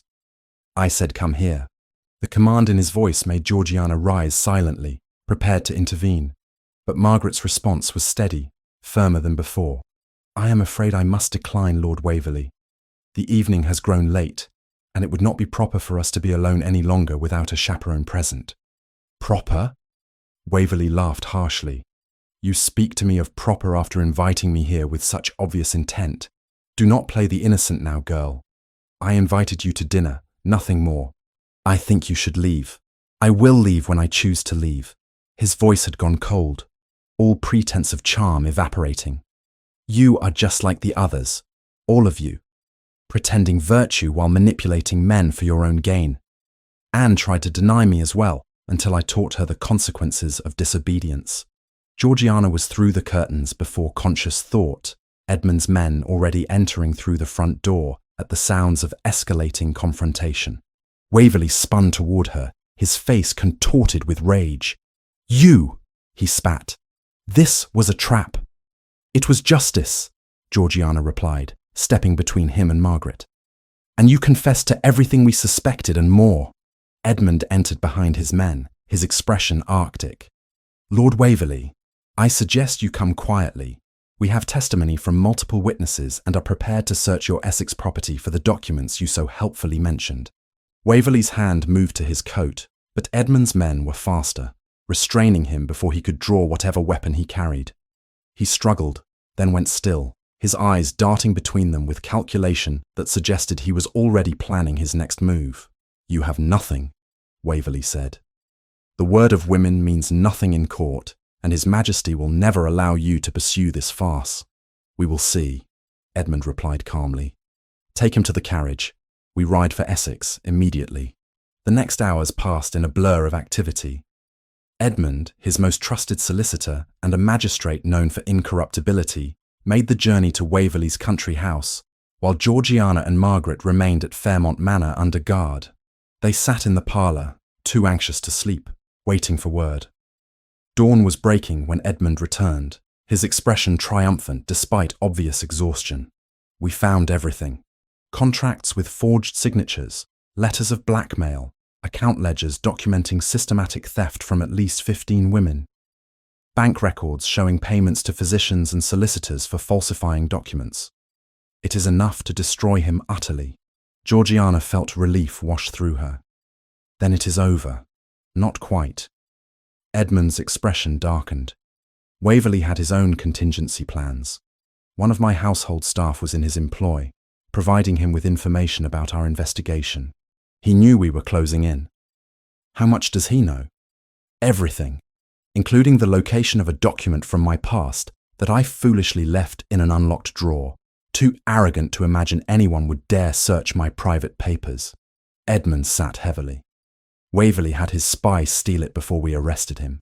He sent word through his solicitor that unless I abandon this prosecution entirely, he will release the document publicly." Margaret frowned. "What document?" "Evidence that I once used my position to bury a scandal involving a close friend. A minor abuse of power, nothing compared to Waverley's crimes, but enough to paint me as a hypocrite and undermine my authority to bring charges against him." "Then we find another way," Georgiana said immediately. "Present the evidence through someone else, someone Waverley cannot threaten. There is no one else with sufficient standing to make accusations against a man favoured by the king." Edmund met her eyes. "I am prepared to sacrifice my reputation, Georgiana. My political position means nothing if I use it to protect monsters like Waverley." "Your position means everything," she argued. "How many women will you be unable to protect if you lose your influence? Waverley is one man. You can save dozens, hundreds of others if you maintain your power." "I cannot abandon this," Edmund said quietly. "I have already failed too many women through inaction. I will not fail again, regardless of cost." Margaret looked between them, then excused herself tactfully, leaving them alone. Georgiana moved to stand before Edmund, taking his hands in hers. "I understand your need for justice," she said, "but there must be a way that does not require you to destroy everything you have built. If there is, I have not found it." He pulled her closer, his forehead resting against hers. "Georgiana, I need you to understand something. When I look at you, I see courage I have never possessed. You risked everything to save your sister without hesitation. You struck me before the king himself, rather than allow injustice to proceed. You have reminded me what integrity actually means. Not political maneuvering disguised as principle, but genuine willingness to sacrifice for what is right." "Edmund, let me finish." His hands framed her face gently. "I am in love with you. Completely, impossibly, inappropriately in love with you. I do not know when it happened, whether it was the moment you struck me, or the moment I saw your evidence and realized your courage, or one of the 1,000 small moments between. But I know that I cannot bear the thought of your bravery being wasted to protect my reputation.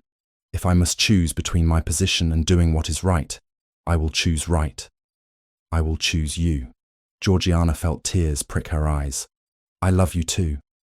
And because I love you, I cannot let you sacrifice everything. We will find another way. There is no other way. Then we create one.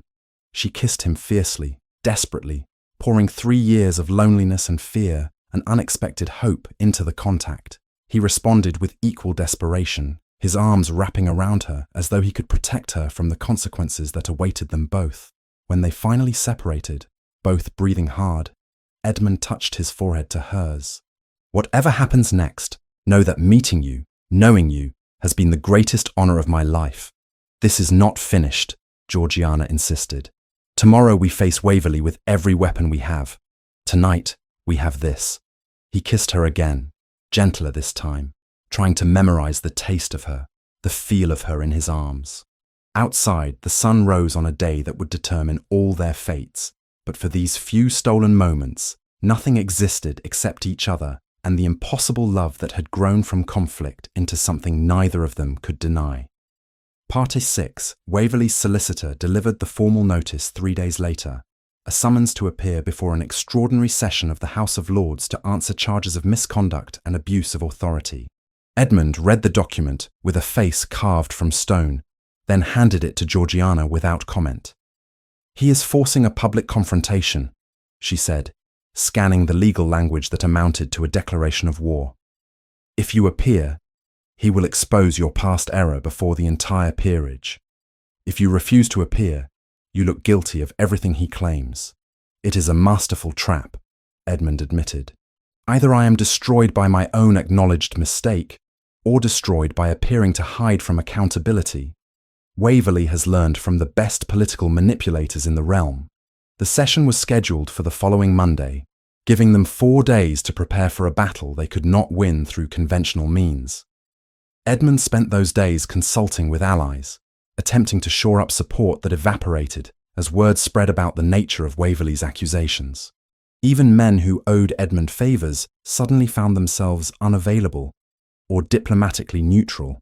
On the morning of the session, Georgiana watched Edmund dress in his formal robes, the ducal coronet that marked his rank, all the symbols of power and privilege that would likely be stripped from him before nightfall. He moved with mechanical precision, a man preparing for execution rather than legal proceedings. You do not have to do this, she said quietly from the doorway. We could leave London, go somewhere Waverley's influence cannot reach, and let him continue preying on vulnerable women. Let him win through my cowardice. Edmund turned to face her. No, I will face whatever comes, but I will not run. Then I will face it with you. Georgiana, women are not permitted in the House of Lords during formal sessions. You cannot. I will find a way. She crossed to him, straightening his already perfect cravat, simply to have an excuse to touch him. Trust me. The House of Lords occupied Westminster Palace, its chamber a monument to masculine power with dark wood panelling and red leather benches arranged in opposing rows. Edmund entered to find it packed with peers who had come to witness either his vindication or destruction, most expecting and perhaps hoping for the latter. There was nothing the aristocracy enjoyed more than watching one of their own fall from grace. Waverley sat in a position of prominence, his solicitor beside him, both wearing expressions of barely contained triumph. He had been released on his own recognizance pending investigation, a courtesy extended only because of his connections and the king's continued favour. He caught Edmund's eye and smiled, a predator certain of its kill. The Lord Chancellor called the session to order, his ancient voice echoing through the chamber. We are gathered to address serious accusations brought by Lord Philip Waverley against His Grace the Duke of Northmere concerning abuse of authority, corruption of office, and conduct unbecoming a peer of the realm. Waverley rose, his performance calculated for maximum impact. My lords, it pains me to bring charges against a man I once considered above reproach. But evidence has come to my attention that the Duke of Northmere has engaged in systematic misconduct, using his position to shield criminals and pursuing personal vendettas against those who dare question his authority. He presented his case with poisonous eloquence. Edmund had arrested him without proper cause, motivated by the accusations of a disgraced woman with whom the Duke was conducting an improper relationship. The investigation into Waverley's past marriages was nothing more than persecution, driven by Edmund's desire to justify keeping his mistress under the pretense of punishment.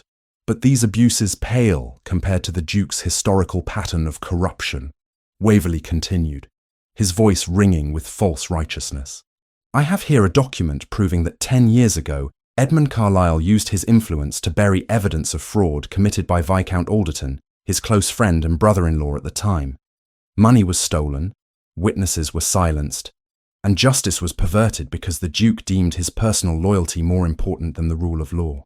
Murmurs swept through the chamber. Edmund sat motionless as Waverley produced the stolen document, his own handwriting condemning him. It was a letter to a magistrate strongly suggesting that certain fraud charges be dropped, that the investigation had been based on misunderstandings that would embarrass all involved if pursued. The language was careful but the meaning clear. Edmund had intervened to protect Alderton from consequences he deserved. How can such a man claim moral authority to investigate others? Waverley demanded. How can we trust his judgment when he has proven willing to corrupt justice for personal gain? The Duke keeps his mistress openly while prosecuting me for the tragic accidents that claimed my beloved wives. He is a hypocrite of the worst order, and I demand that these absurd charges against me be dismissed, and that he face accountability for his own crimes. The Lord Chancellor looked to Edmund. Your Grace, how do you answer these charges? Edmund rose slowly, every eye in the chamber fixed upon him. Georgiana, hidden in a servant's passage that connected to the main chamber, held her breath. This was the moment when Edmund could deny everything, attempt to discredit Waverley, or sacrifice himself on the altar of honesty. The document is authentic, Edmund said clearly. 8 years ago, I did intervene to protect Viscount Alderton from prosecution for fraud. My sister Catherine had married him, and I believed that protecting him would protect her. I was wrong on both counts. Alderton's criminal behaviour escalated, and 2 years after my intervention, my sister died under suspicious circumstances that were never properly investigated because of his position and my continued protection. The admission stunned the chamber into silence. Waverley's smile faltered slightly. He had not expected Edmund to simply admit guilt. I have carried the knowledge of that error for 10 years, Edmund continued. I know that my abuse of power contributed to my sister's death by shielding the man who eventually killed her. Lord Waverley is correct that I am a hypocrite, but he is wrong about my motivations regarding him. I pursue him not from vendetta, but from determination not to repeat the error that cost Catherine her life. Pretty words, Waverley interjected. But they do not change the fact that you are conducting an affair with Miss Georgiana Fairmont while claiming to punish her for assaulting you. Your entire investigation is compromised by your inability to maintain appropriate boundaries. My relationship with Miss Fairmont is complicated, Edmund acknowledged, but it does not alter the evidence against you. Evidence gathered from your own victims and household servants. Evidence of systematic abuse and murder spanning a decade. Evidence presented by a disgraced woman desperate to trap a duke into marriage, Waverley countered.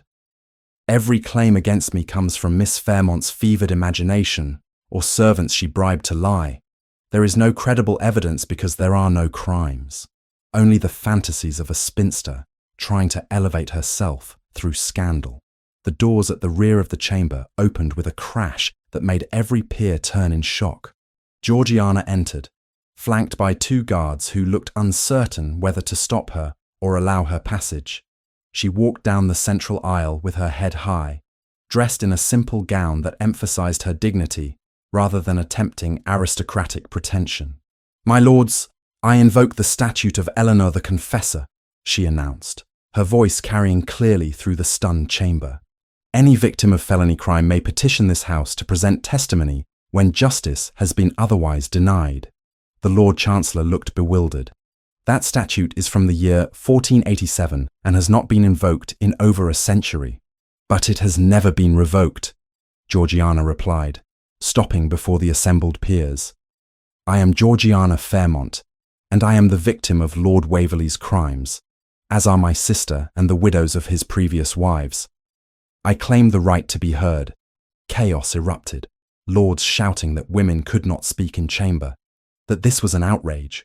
that she should be removed immediately, but a few voices called for order, curious about what she might say, and the Lord Chancellor reluctantly gavelled for silence. "The statute exists," an elderly lord confirmed, consulting a legal tome, "though the circumstances of its use are highly irregular." "Very well," the Lord Chancellor said with obvious reluctance. "Miss Fairmont may speak, though I warn her that false testimony before this House carries severe penalties." Georgiana curtsied to the assembly, then turned to address them with the same courage she had shown when striking Edmund before the king.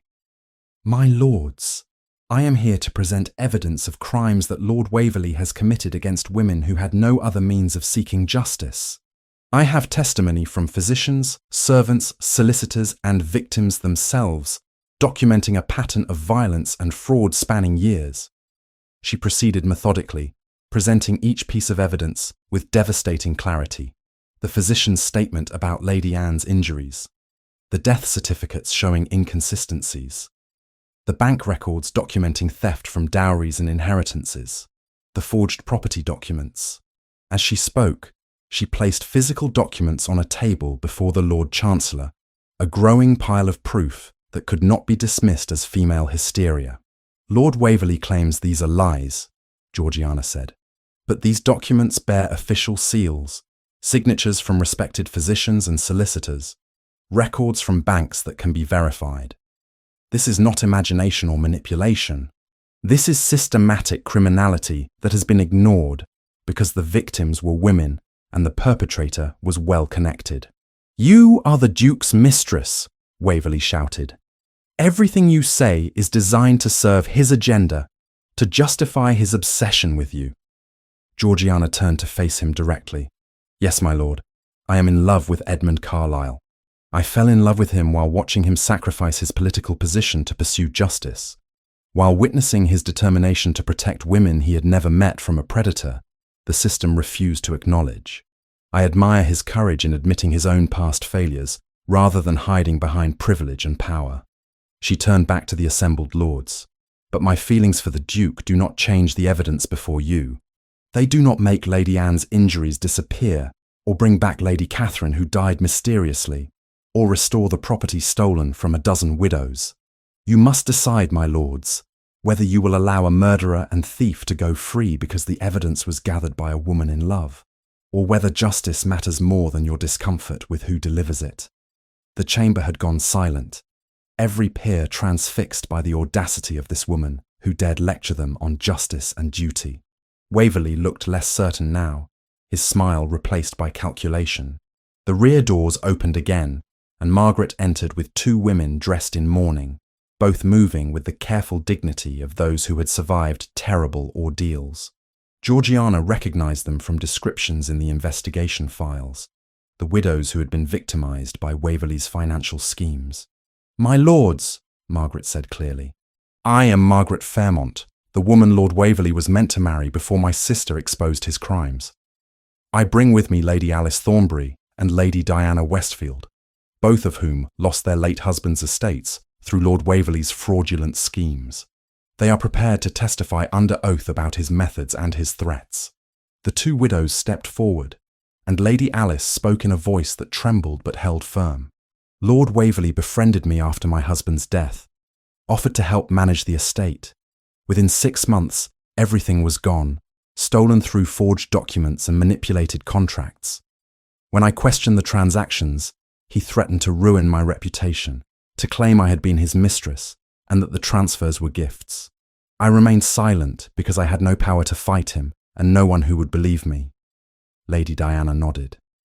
"He used the same methods on me: kindness that became control, assistance that became theft. He is a predator who targets vulnerable women, and he has operated freely because men like yourselves dismissed our complaints as emotional or hysterical." The atmosphere in the chamber had shifted palpably. These were not disgraced spinsters or servants, but titled ladies whose testimony carried social weight. The pile of documents on the Lord Chancellor's table represented evidence that could not be easily dismissed.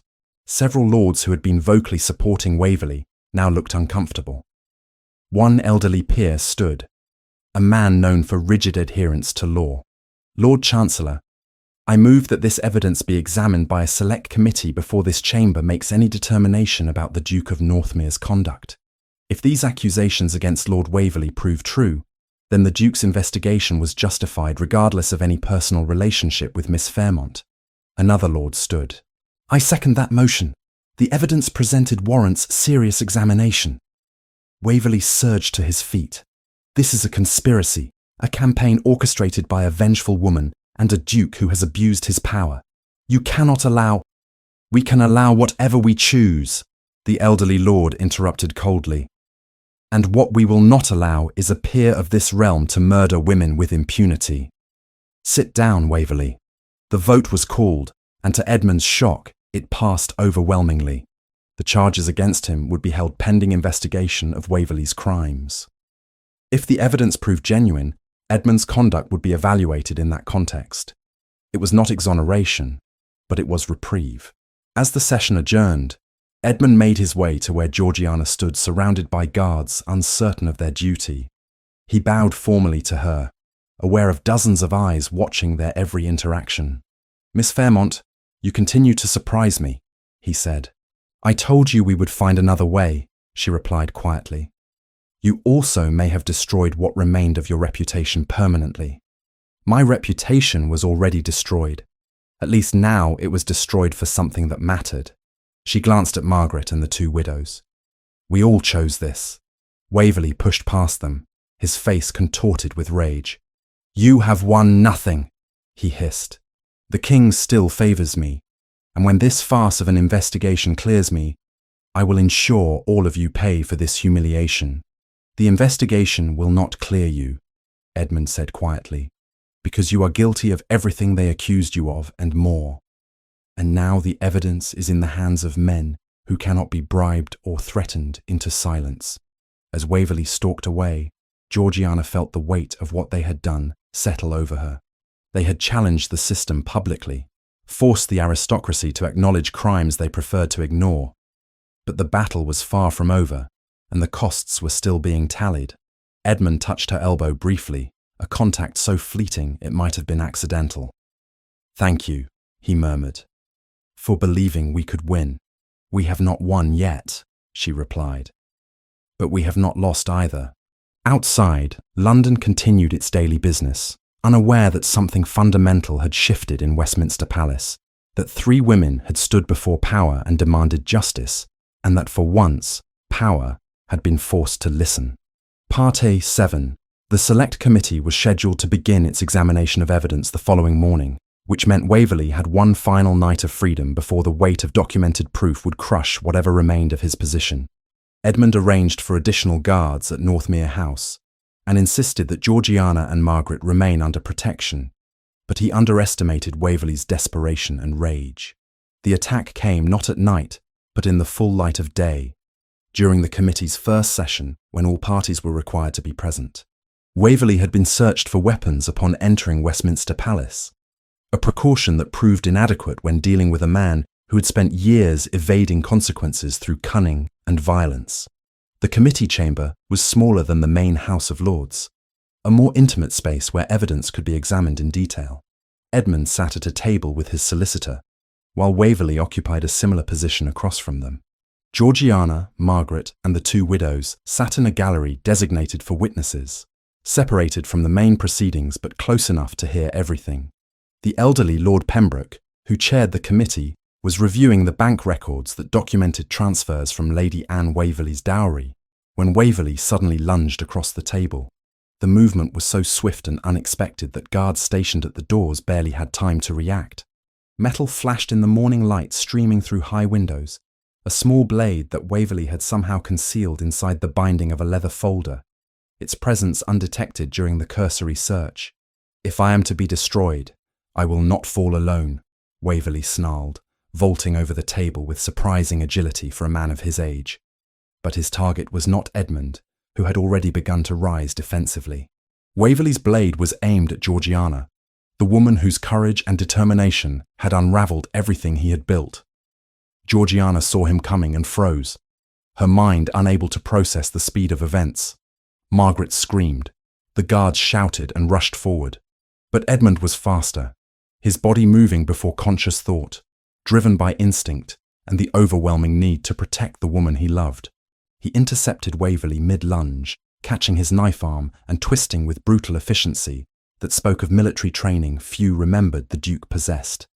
They went down in a tangle of limbs, Edmund's superior size and strength gradually overwhelming Waverley's desperate fury. The blade clattered across the floor, spinning away from both men. "You have cost me everything," Waverley gasped, still struggling despite Edmund's grip, pinning him face down against the stone floor. "My position, my freedom, my future. That woman destroyed me." "No," Edmund replied, his voice cold and hard. "You destroyed yourself through your crimes. Miss Fairmont merely ensured you faced consequences you have evaded too long." The guards finally arrived, hauling Waverley upright and binding his hands with iron shackles. His face was bleeding from where it had struck the floor, his fine clothes torn and dishevelled. All pretense of aristocratic dignity had evaporated, leaving only a cornered predator snarling threats and curses. "The king will hear of this persecution," Waverley spat. "He will not allow his faithful servant to be treated like a common criminal." "The king," Lord Pembroke said icily, rising from his seat with documents clutched in his hand, "will be informed that his faithful servant is a murderer and thief whose crimes are documented with irrefutable evidence. Take him to the Tower. Let him await trial in accommodations appropriate to his treachery." As Waverley was dragged from the chamber still shouting, Edmund crossed to where Georgiana sat trembling in the gallery. He took her hands carefully, aware of every eye watching them, but beyond caring about propriety. "Are you hurt?" he asked urgently. "No. You moved so quickly I barely understood what was happening." Her hands gripped his tightly. "Edmund, he would have killed me. I know. I will not allow that to happen. Not now, not ever." He helped her stand, noting that Margaret had wrapped a protective arm around her sister. "We should leave. The committee has seen enough for today." Lord Pembroke nodded. "This session is concluded. We will reconvene tomorrow to continue examining evidence, though I suspect today's display has answered many questions about Lord Waverley's character and desperation." Outside the chamber, Edmund's solicitor appeared with news that the evidence from Waverley's Essex property had been officially entered into record and accepted as genuine by 3 independent experts. The forged documents, the ledgers of theft, the correspondence with corrupt officials, all of it was now part of the formal investigation that would inevitably lead to conviction. "We have won," the solicitor said with satisfaction. "Waverley will face trial for fraud, theft, and likely murder once the coroner re-examines the circumstances of his wife's deaths with this new evidence." But Edmund felt no satisfaction, only exhaustion, and the awareness that victory had come at tremendous cost. His past error was now part of public record, his relationship with Georgiana exposed and scandalous, and the political capital he had spent decades accumulating was largely depleted. He had saved Margaret and other potential victims, but he was not certain what remained of his own position and influence. The summons from the king arrived 3 days later, delivered by a royal messenger whose expression suggested he did not envy those called to audience. King George III requested the presence of the Duke of Northmere and Miss Georgiana Fairmont at St. James's Palace immediately. "He wants to humiliate you publicly," Georgiana said, reading the summons. "To punish you for exposing Waverley and challenging royal favour. Possibly. Or he may simply want answers about how someone he trusted proved to be a monster operating under his very nose." Edmund folded the summons carefully. "Either way, we must attend." They travelled to the palace in Edmund's carriage, the same one that had carried them through London streets weeks earlier when attraction first sparked between them. So much had changed since that night, and yet the tension between them remained electric, complicated now by love and shared danger and uncertainty about their future. The throne room was empty except for the king himself, seated not on the formal throne but in a more modest chair that nonetheless radiated authority. At 73 years of age and prone to episodes of mental confusion, George III remained lucid enough today to be genuinely frightening in his displeasure. "Your Majesty," Edmund bowed deeply, and Georgiana curtsied with as much grace as fear allowed. "Northmere, Miss Fairmont." The king's voice was thin but sharp. You have caused us considerable embarrassment. Our court has spoken of nothing but this scandal for weeks. Our trusted adviser revealed as a murderer and thief, while our most favoured duke conducts an affair with the woman who struck him before our very eyes. Your Majesty, I can explain, Edmund began. Silence. The king raised his hand. We are not interested in explanations. We are interested in understanding how we were so thoroughly deceived by Waverley, and what we are to do about the mess you have created. Georgiana felt Edmund tense beside her, preparing to offer his resignation and accept whatever punishment the king deemed appropriate. But she had not come this far, sacrificed this much, to watch Edmund destroyed by a monarch who should be thanking him rather than threatening him. Your Majesty, she said clearly, before Edmund could speak, if I may address you directly. The king's eyebrows rose. You dare presume to speak unbidden in our presence? Have you not caused sufficient scandal already? I have caused tremendous scandal, Your Majesty, that is true. But I would cause more if it meant protecting England from predators like Waverley. She straightened her spine, meeting the royal gaze without flinching. You ask how you were deceived. You were deceived because Waverley understood that power often prefers comfortable lies to uncomfortable truths. He knew that accusations against him would be dismissed if they came from women, that his position and charm would shield him from scrutiny. And the Duke, the king demanded, what is his role in this affair? The Duke discovered his own error in trusting Waverley and moved to correct that error regardless of personal cost. He sacrificed his political position, exposed his own past mistakes, and risked everything to ensure that justice was served. That is not betrayal of Your Majesty's trust. That is the highest form of loyalty, the willingness to tell a king difficult truths rather than perpetuate comfortable deceptions. King George III was silent for a long moment, his shrewd eyes moving between Georgiana and Edmund. You speak boldly for a woman with no position or power. I speak truthfully for a woman who has nothing left to lose, Your Majesty. My reputation is destroyed, my prospects non-existent. I can afford honesty in ways that courtiers cannot. And you believe Northmere acted with appropriate loyalty. I believe the Duke saved Your Majesty from the humiliation of continuing to support a criminal.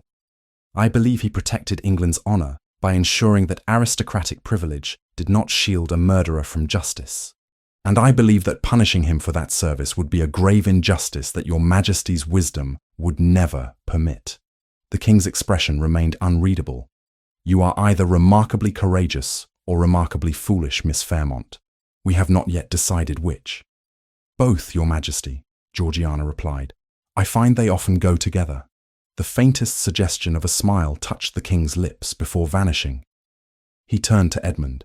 Northmere, do you have anything to add to this woman's spirited defence of your conduct?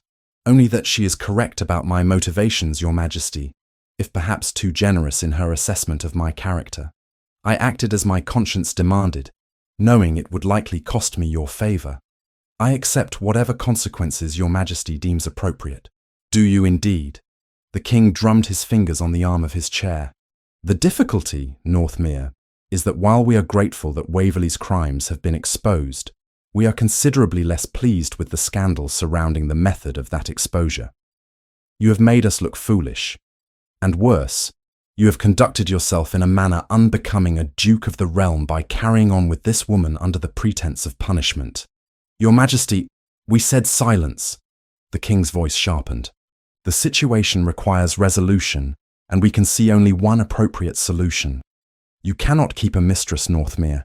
It is beneath your dignity and ours. But you can have a wife. The meaning took a moment to penetrate. When it did, Edmund felt the ground shift beneath him. Your Majesty is suggesting. We are not suggesting, we are commanding. You will marry Miss Fairmont immediately, or you will both face social destruction so complete that no corner of England will provide refuge. The scandal of your relationship can be contained only through legitimate union. A duke may marry beneath his station if he chooses, though it is unusual. But a duke absolutely cannot live openly with his lover. Do we make ourselves clear? Edmund turned to look at Georgiana, seeing his own shock reflected in her expression. This was not how he had imagined proposing, not the romantic gesture he had dreamed of during long nights of investigation and growing love.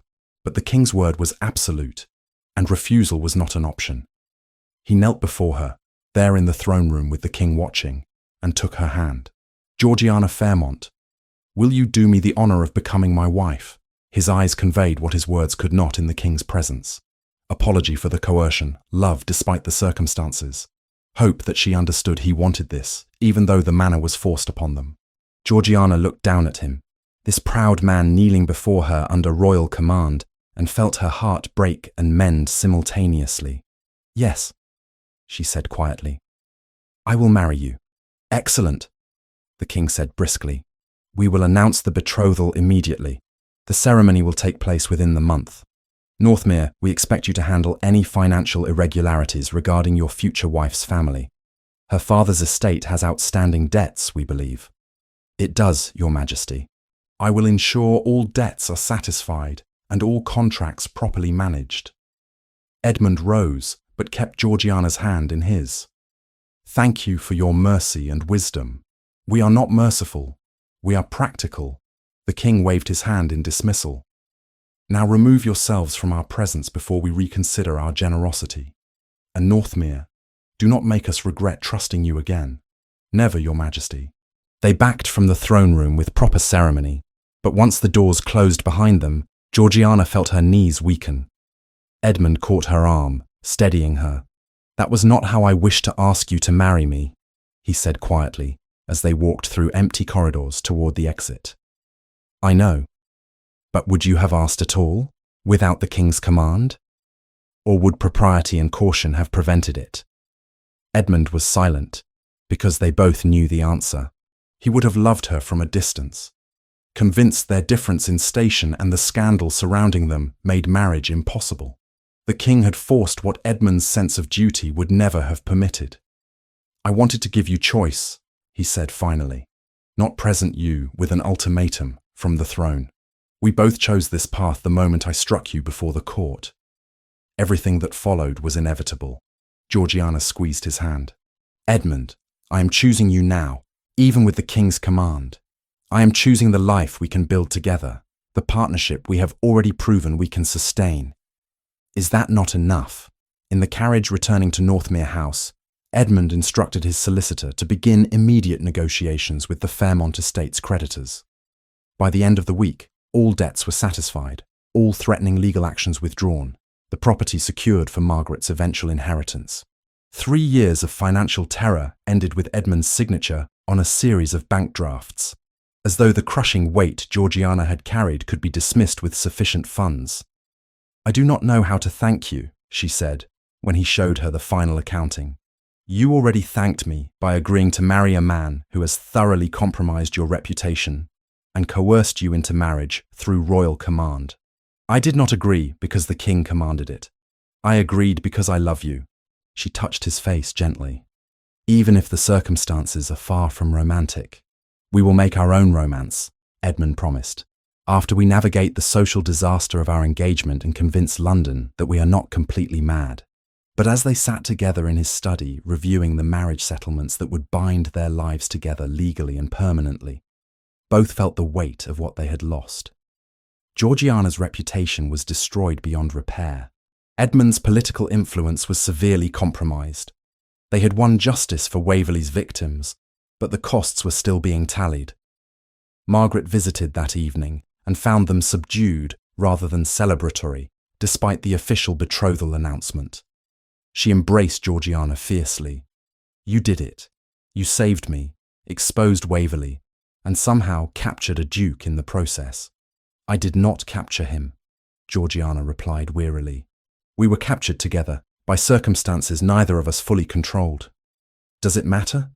You love each other. The rest is merely details." Margaret's youthful optimism provided brief light in their mutual uncertainty. After she left, Edmund and Georgiana sat before the dying fire, her head resting on his shoulder, both contemplating the future they had been commanded to share. "No matter what comes next," Edmund said quietly, "I want you to know that marrying you is not a sacrifice or punishment. It is the greatest honor of my life, even if the method was less than ideal." "I feel the same," Georgiana replied. though I confess I had imagined my wedding rather differently when I was young. As did I. But then, I never imagined marrying a woman brave enough to strike me before the king. So perhaps unconventional circumstances are appropriate. She laughed softly, the sound easing some tension between them. They would marry because they must, but they would build something real from that obligation. They had already proven they could work together, fight together, and love each other despite impossible circumstances. The wedding might be coerced, but the partnership would be genuine. Outside, London whispered about the scandal and the shocking betrothal. But inside Northmere House, two people who had found each other through conflict and courage began planning a future neither had expected, but both were determined to make extraordinary. Part A8. The weeks between betrothal and wedding passed in a strange blur of fittings and formalities that felt more like preparing for execution than celebration. Georgiana stood on a platform in a modiste's shop while seamstresses pinned fabric around her, creating a wedding gown from ivory silk that cost more than her family's annual income had been. The dress was beautiful, undeniably so, but she felt like a doll being dressed for display rather than a bride preparing for her future. London society remained divided about the match. Some saw romance in the unconventional courtship, a duke falling for the brave woman who had dared strike him. Others whispered that Georgiana had manipulated circumstances masterfully, trapping Edmund through scandal and royal command. The newspapers exercised restraint, but their meaning was clear in every carefully worded article about the unusual betrothal.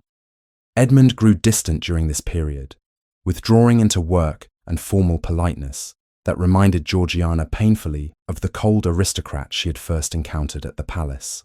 They took meals together when propriety demanded it, sat in the same drawing room during evening hours, but spoke only of logistics and practicalities. The warmth they had discovered during the investigation seemed to have frozen under the weight of obligation. Georgiana found herself alone in the library most evenings, Edmund having excused himself to attend to correspondence or estate business that kept him occupied until she had retired. She wondered if he regretted the engagement, if being forced to marry her had poisoned whatever genuine affection had grown between them. The doubts accumulated like stones in her chest, making it difficult to breathe. Margaret's wedding provided welcome distraction 2 weeks before Georgiana's own ceremony. Her sister married Lord Henry Blackwell, a baron of modest means but genuine character, in a ceremony that radiated joy and hope. Henry looked at Margaret as though she was something precious and miraculous, and Margaret returned that gaze with open affection that had not been coerced or commanded. Watching them exchange vows, Georgiana felt her throat tighten with complicated emotions. This was what she had fought for, what she had sacrificed everything to achieve. Margaret was free to marry for love rather than obligation, safe from predators like Waverley, her future bright with possibility. The knowledge that her own actions had secured this outcome should have brought satisfaction. Instead, she felt only hollow awareness that her own wedding would lack this uncomplicated happiness. At the wedding breakfast, Henry sought out Georgiana privately. "I know what you did for Margaret," he said quietly. "She told me everything. You gave up your reputation and prospects to save her from a monster. That is the action of someone with extraordinary courage and love." "I did what any sister would do," Georgiana replied, uncomfortable with praise. "No," Henry corrected gently. "Most people would have found some way to rationalize inaction, to tell themselves they could not fight circumstances beyond their control. You fought anyway and won.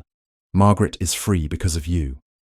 After the newlyweds departed for Henry's estate, Georgiana visited Fairmont Manor to see what Edmund's money had accomplished.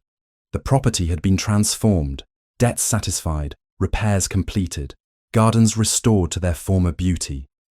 She walked through rooms that had been shabby and desperate, now fresh with new paint and properly maintained. The creditors who had circled like vultures were gone, their demands met in full.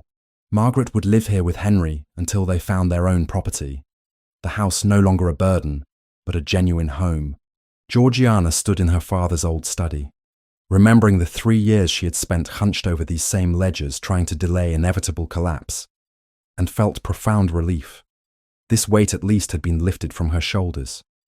But as her own wedding approached, The distance between her and Edmund grew more pronounced. They attended required social functions together, presented a united front to society's scrutiny, but in private, maintained careful separation. Edmund worked late into the night, and Georgiana lay awake in her luxurious prison, wondering if they would spend their entire marriage this way, polite strangers bound by obligation. The night before the wedding, Georgiana could not bear the confines of the house any longer. She slipped into the garden, needing air and space to think. The autumn evening was cool, stars visible despite London's smoke, and she found a bench near a fountain where she could hear water's soothing sound. She did not know how long she sat there before Edmund's voice came from the darkness. "I thought I might find you here."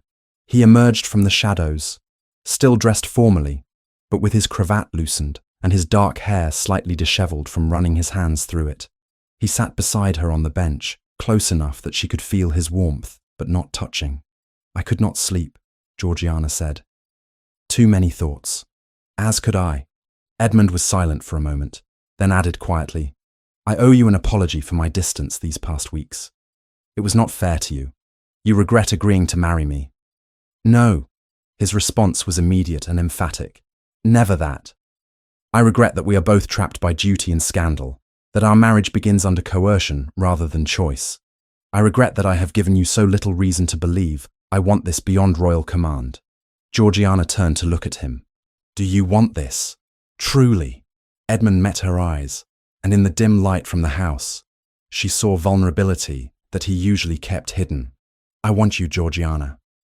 I have wanted you since before I understood what that wanting meant, since you stood before me with evidence I had been too arrogant to seek myself, since I watched you risk everything to protect your sister. But I also wanted you to have choice, and I have taken that from you through my own failures. You did not take my choice. Circumstances did, but I have choice now. In this moment." She reached for his hand. "Edmund, we can choose to make this real. Not a marriage of obligation, but a genuine partnership built on what we have already proven we can be together. You deserve better than a husband who cannot even propose properly, who let the king command what should have been freely offered. I deserve a partner who fights for justice even when it costs him everything. I deserve someone who sees me as an equal rather than a possession. I deserve you, Edmund Carlyle, with all your guilt and stubbornness and unexpected capacity for change." She squeezed his hand. "And you deserve someone who will challenge you, support you, and refuse to let you carry all burdens alone. We deserve each other." Edmund pulled her closer, his forehead resting against hers. "I do not want to marry you because the king ordered it. I do not want to marry you to save either of our reputations. I want to marry you because I love you, because you have shown me what courage and integrity actually mean, because I cannot imagine facing the future without you beside me." "Then that is why we marry," Georgiana said. "Not because we must, but because we choose to. Tomorrow we make that choice before witnesses, but tonight we make it here, just the two of us." He kissed her then, not with the desperation of their previous encounters, but with tenderness and hope, a promise of what they would build together. When they finally separated, both were smiling.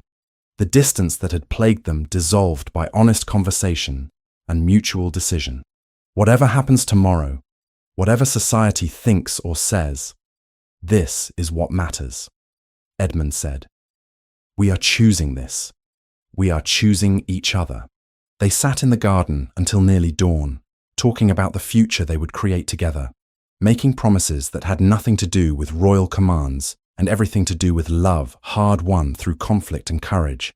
The wedding ceremony took place in a small chapel that seated perhaps 50 guests, nothing like the grand society affair a duke's marriage would normally warrant.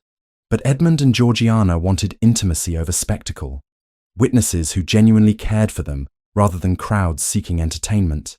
Margaret and Henry attended, along with the Duchess of Clarewood and a handful of others who had supported them through the scandal. Notably absent were most of Edmund's aristocratic connections, those who had abandoned him when his political position became uncertain. Their absence hurt less than Georgiana had expected, proof that true allies were revealed in crisis rather than comfort. She wore the ivory silk gown, her chestnut hair arranged simply with small flowers woven through, and walked down the aisle without music or ceremony. Edmund waited at the altar, and when their eyes met, she saw no regret or obligation, only love and certainty. They had written their own vows, private words that acknowledged the unconventional path that had brought them together. Edmund promised to value her courage, to listen to her counsel, to build a partnership of equals. Georgiana promised to challenge him when needed, to stand beside him in adversity, to love him not despite his flaws, but because he worked to overcome them.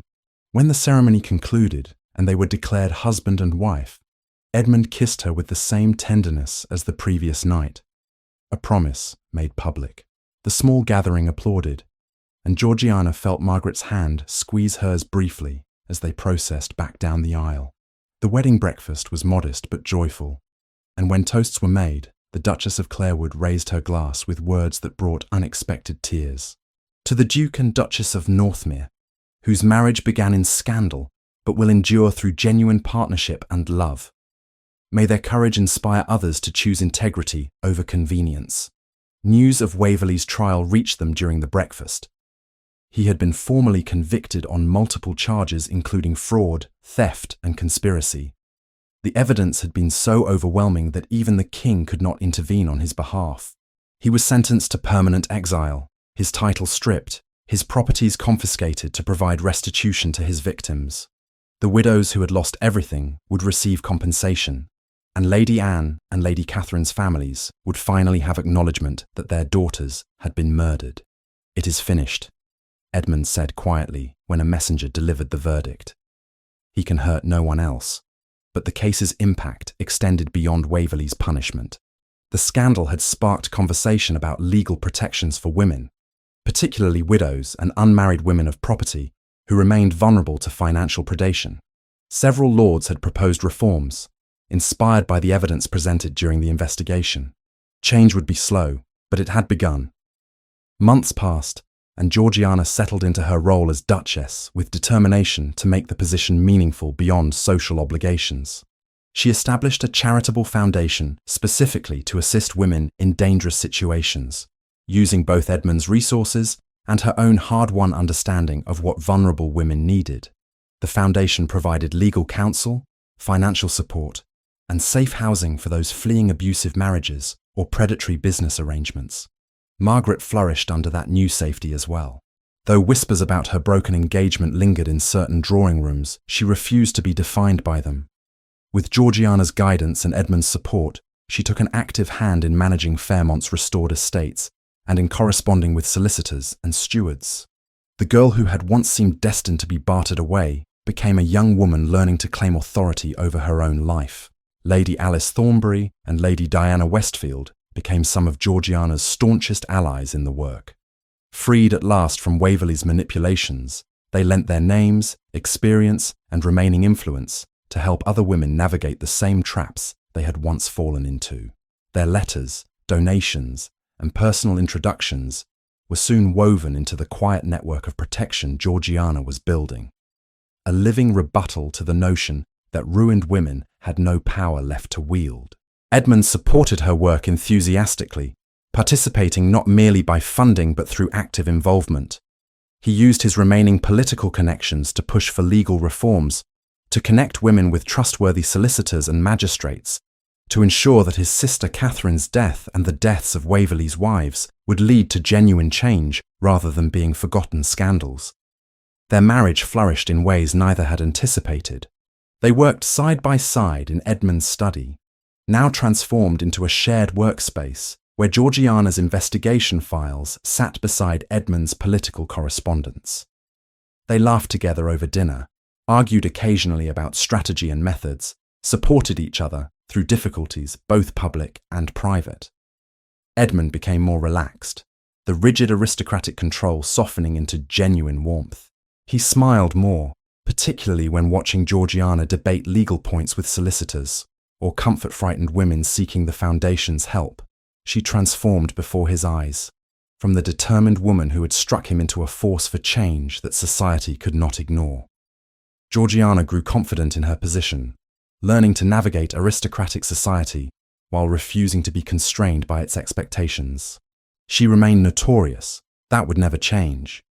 But notoriety proved useful when advocating for women's rights and legal reforms.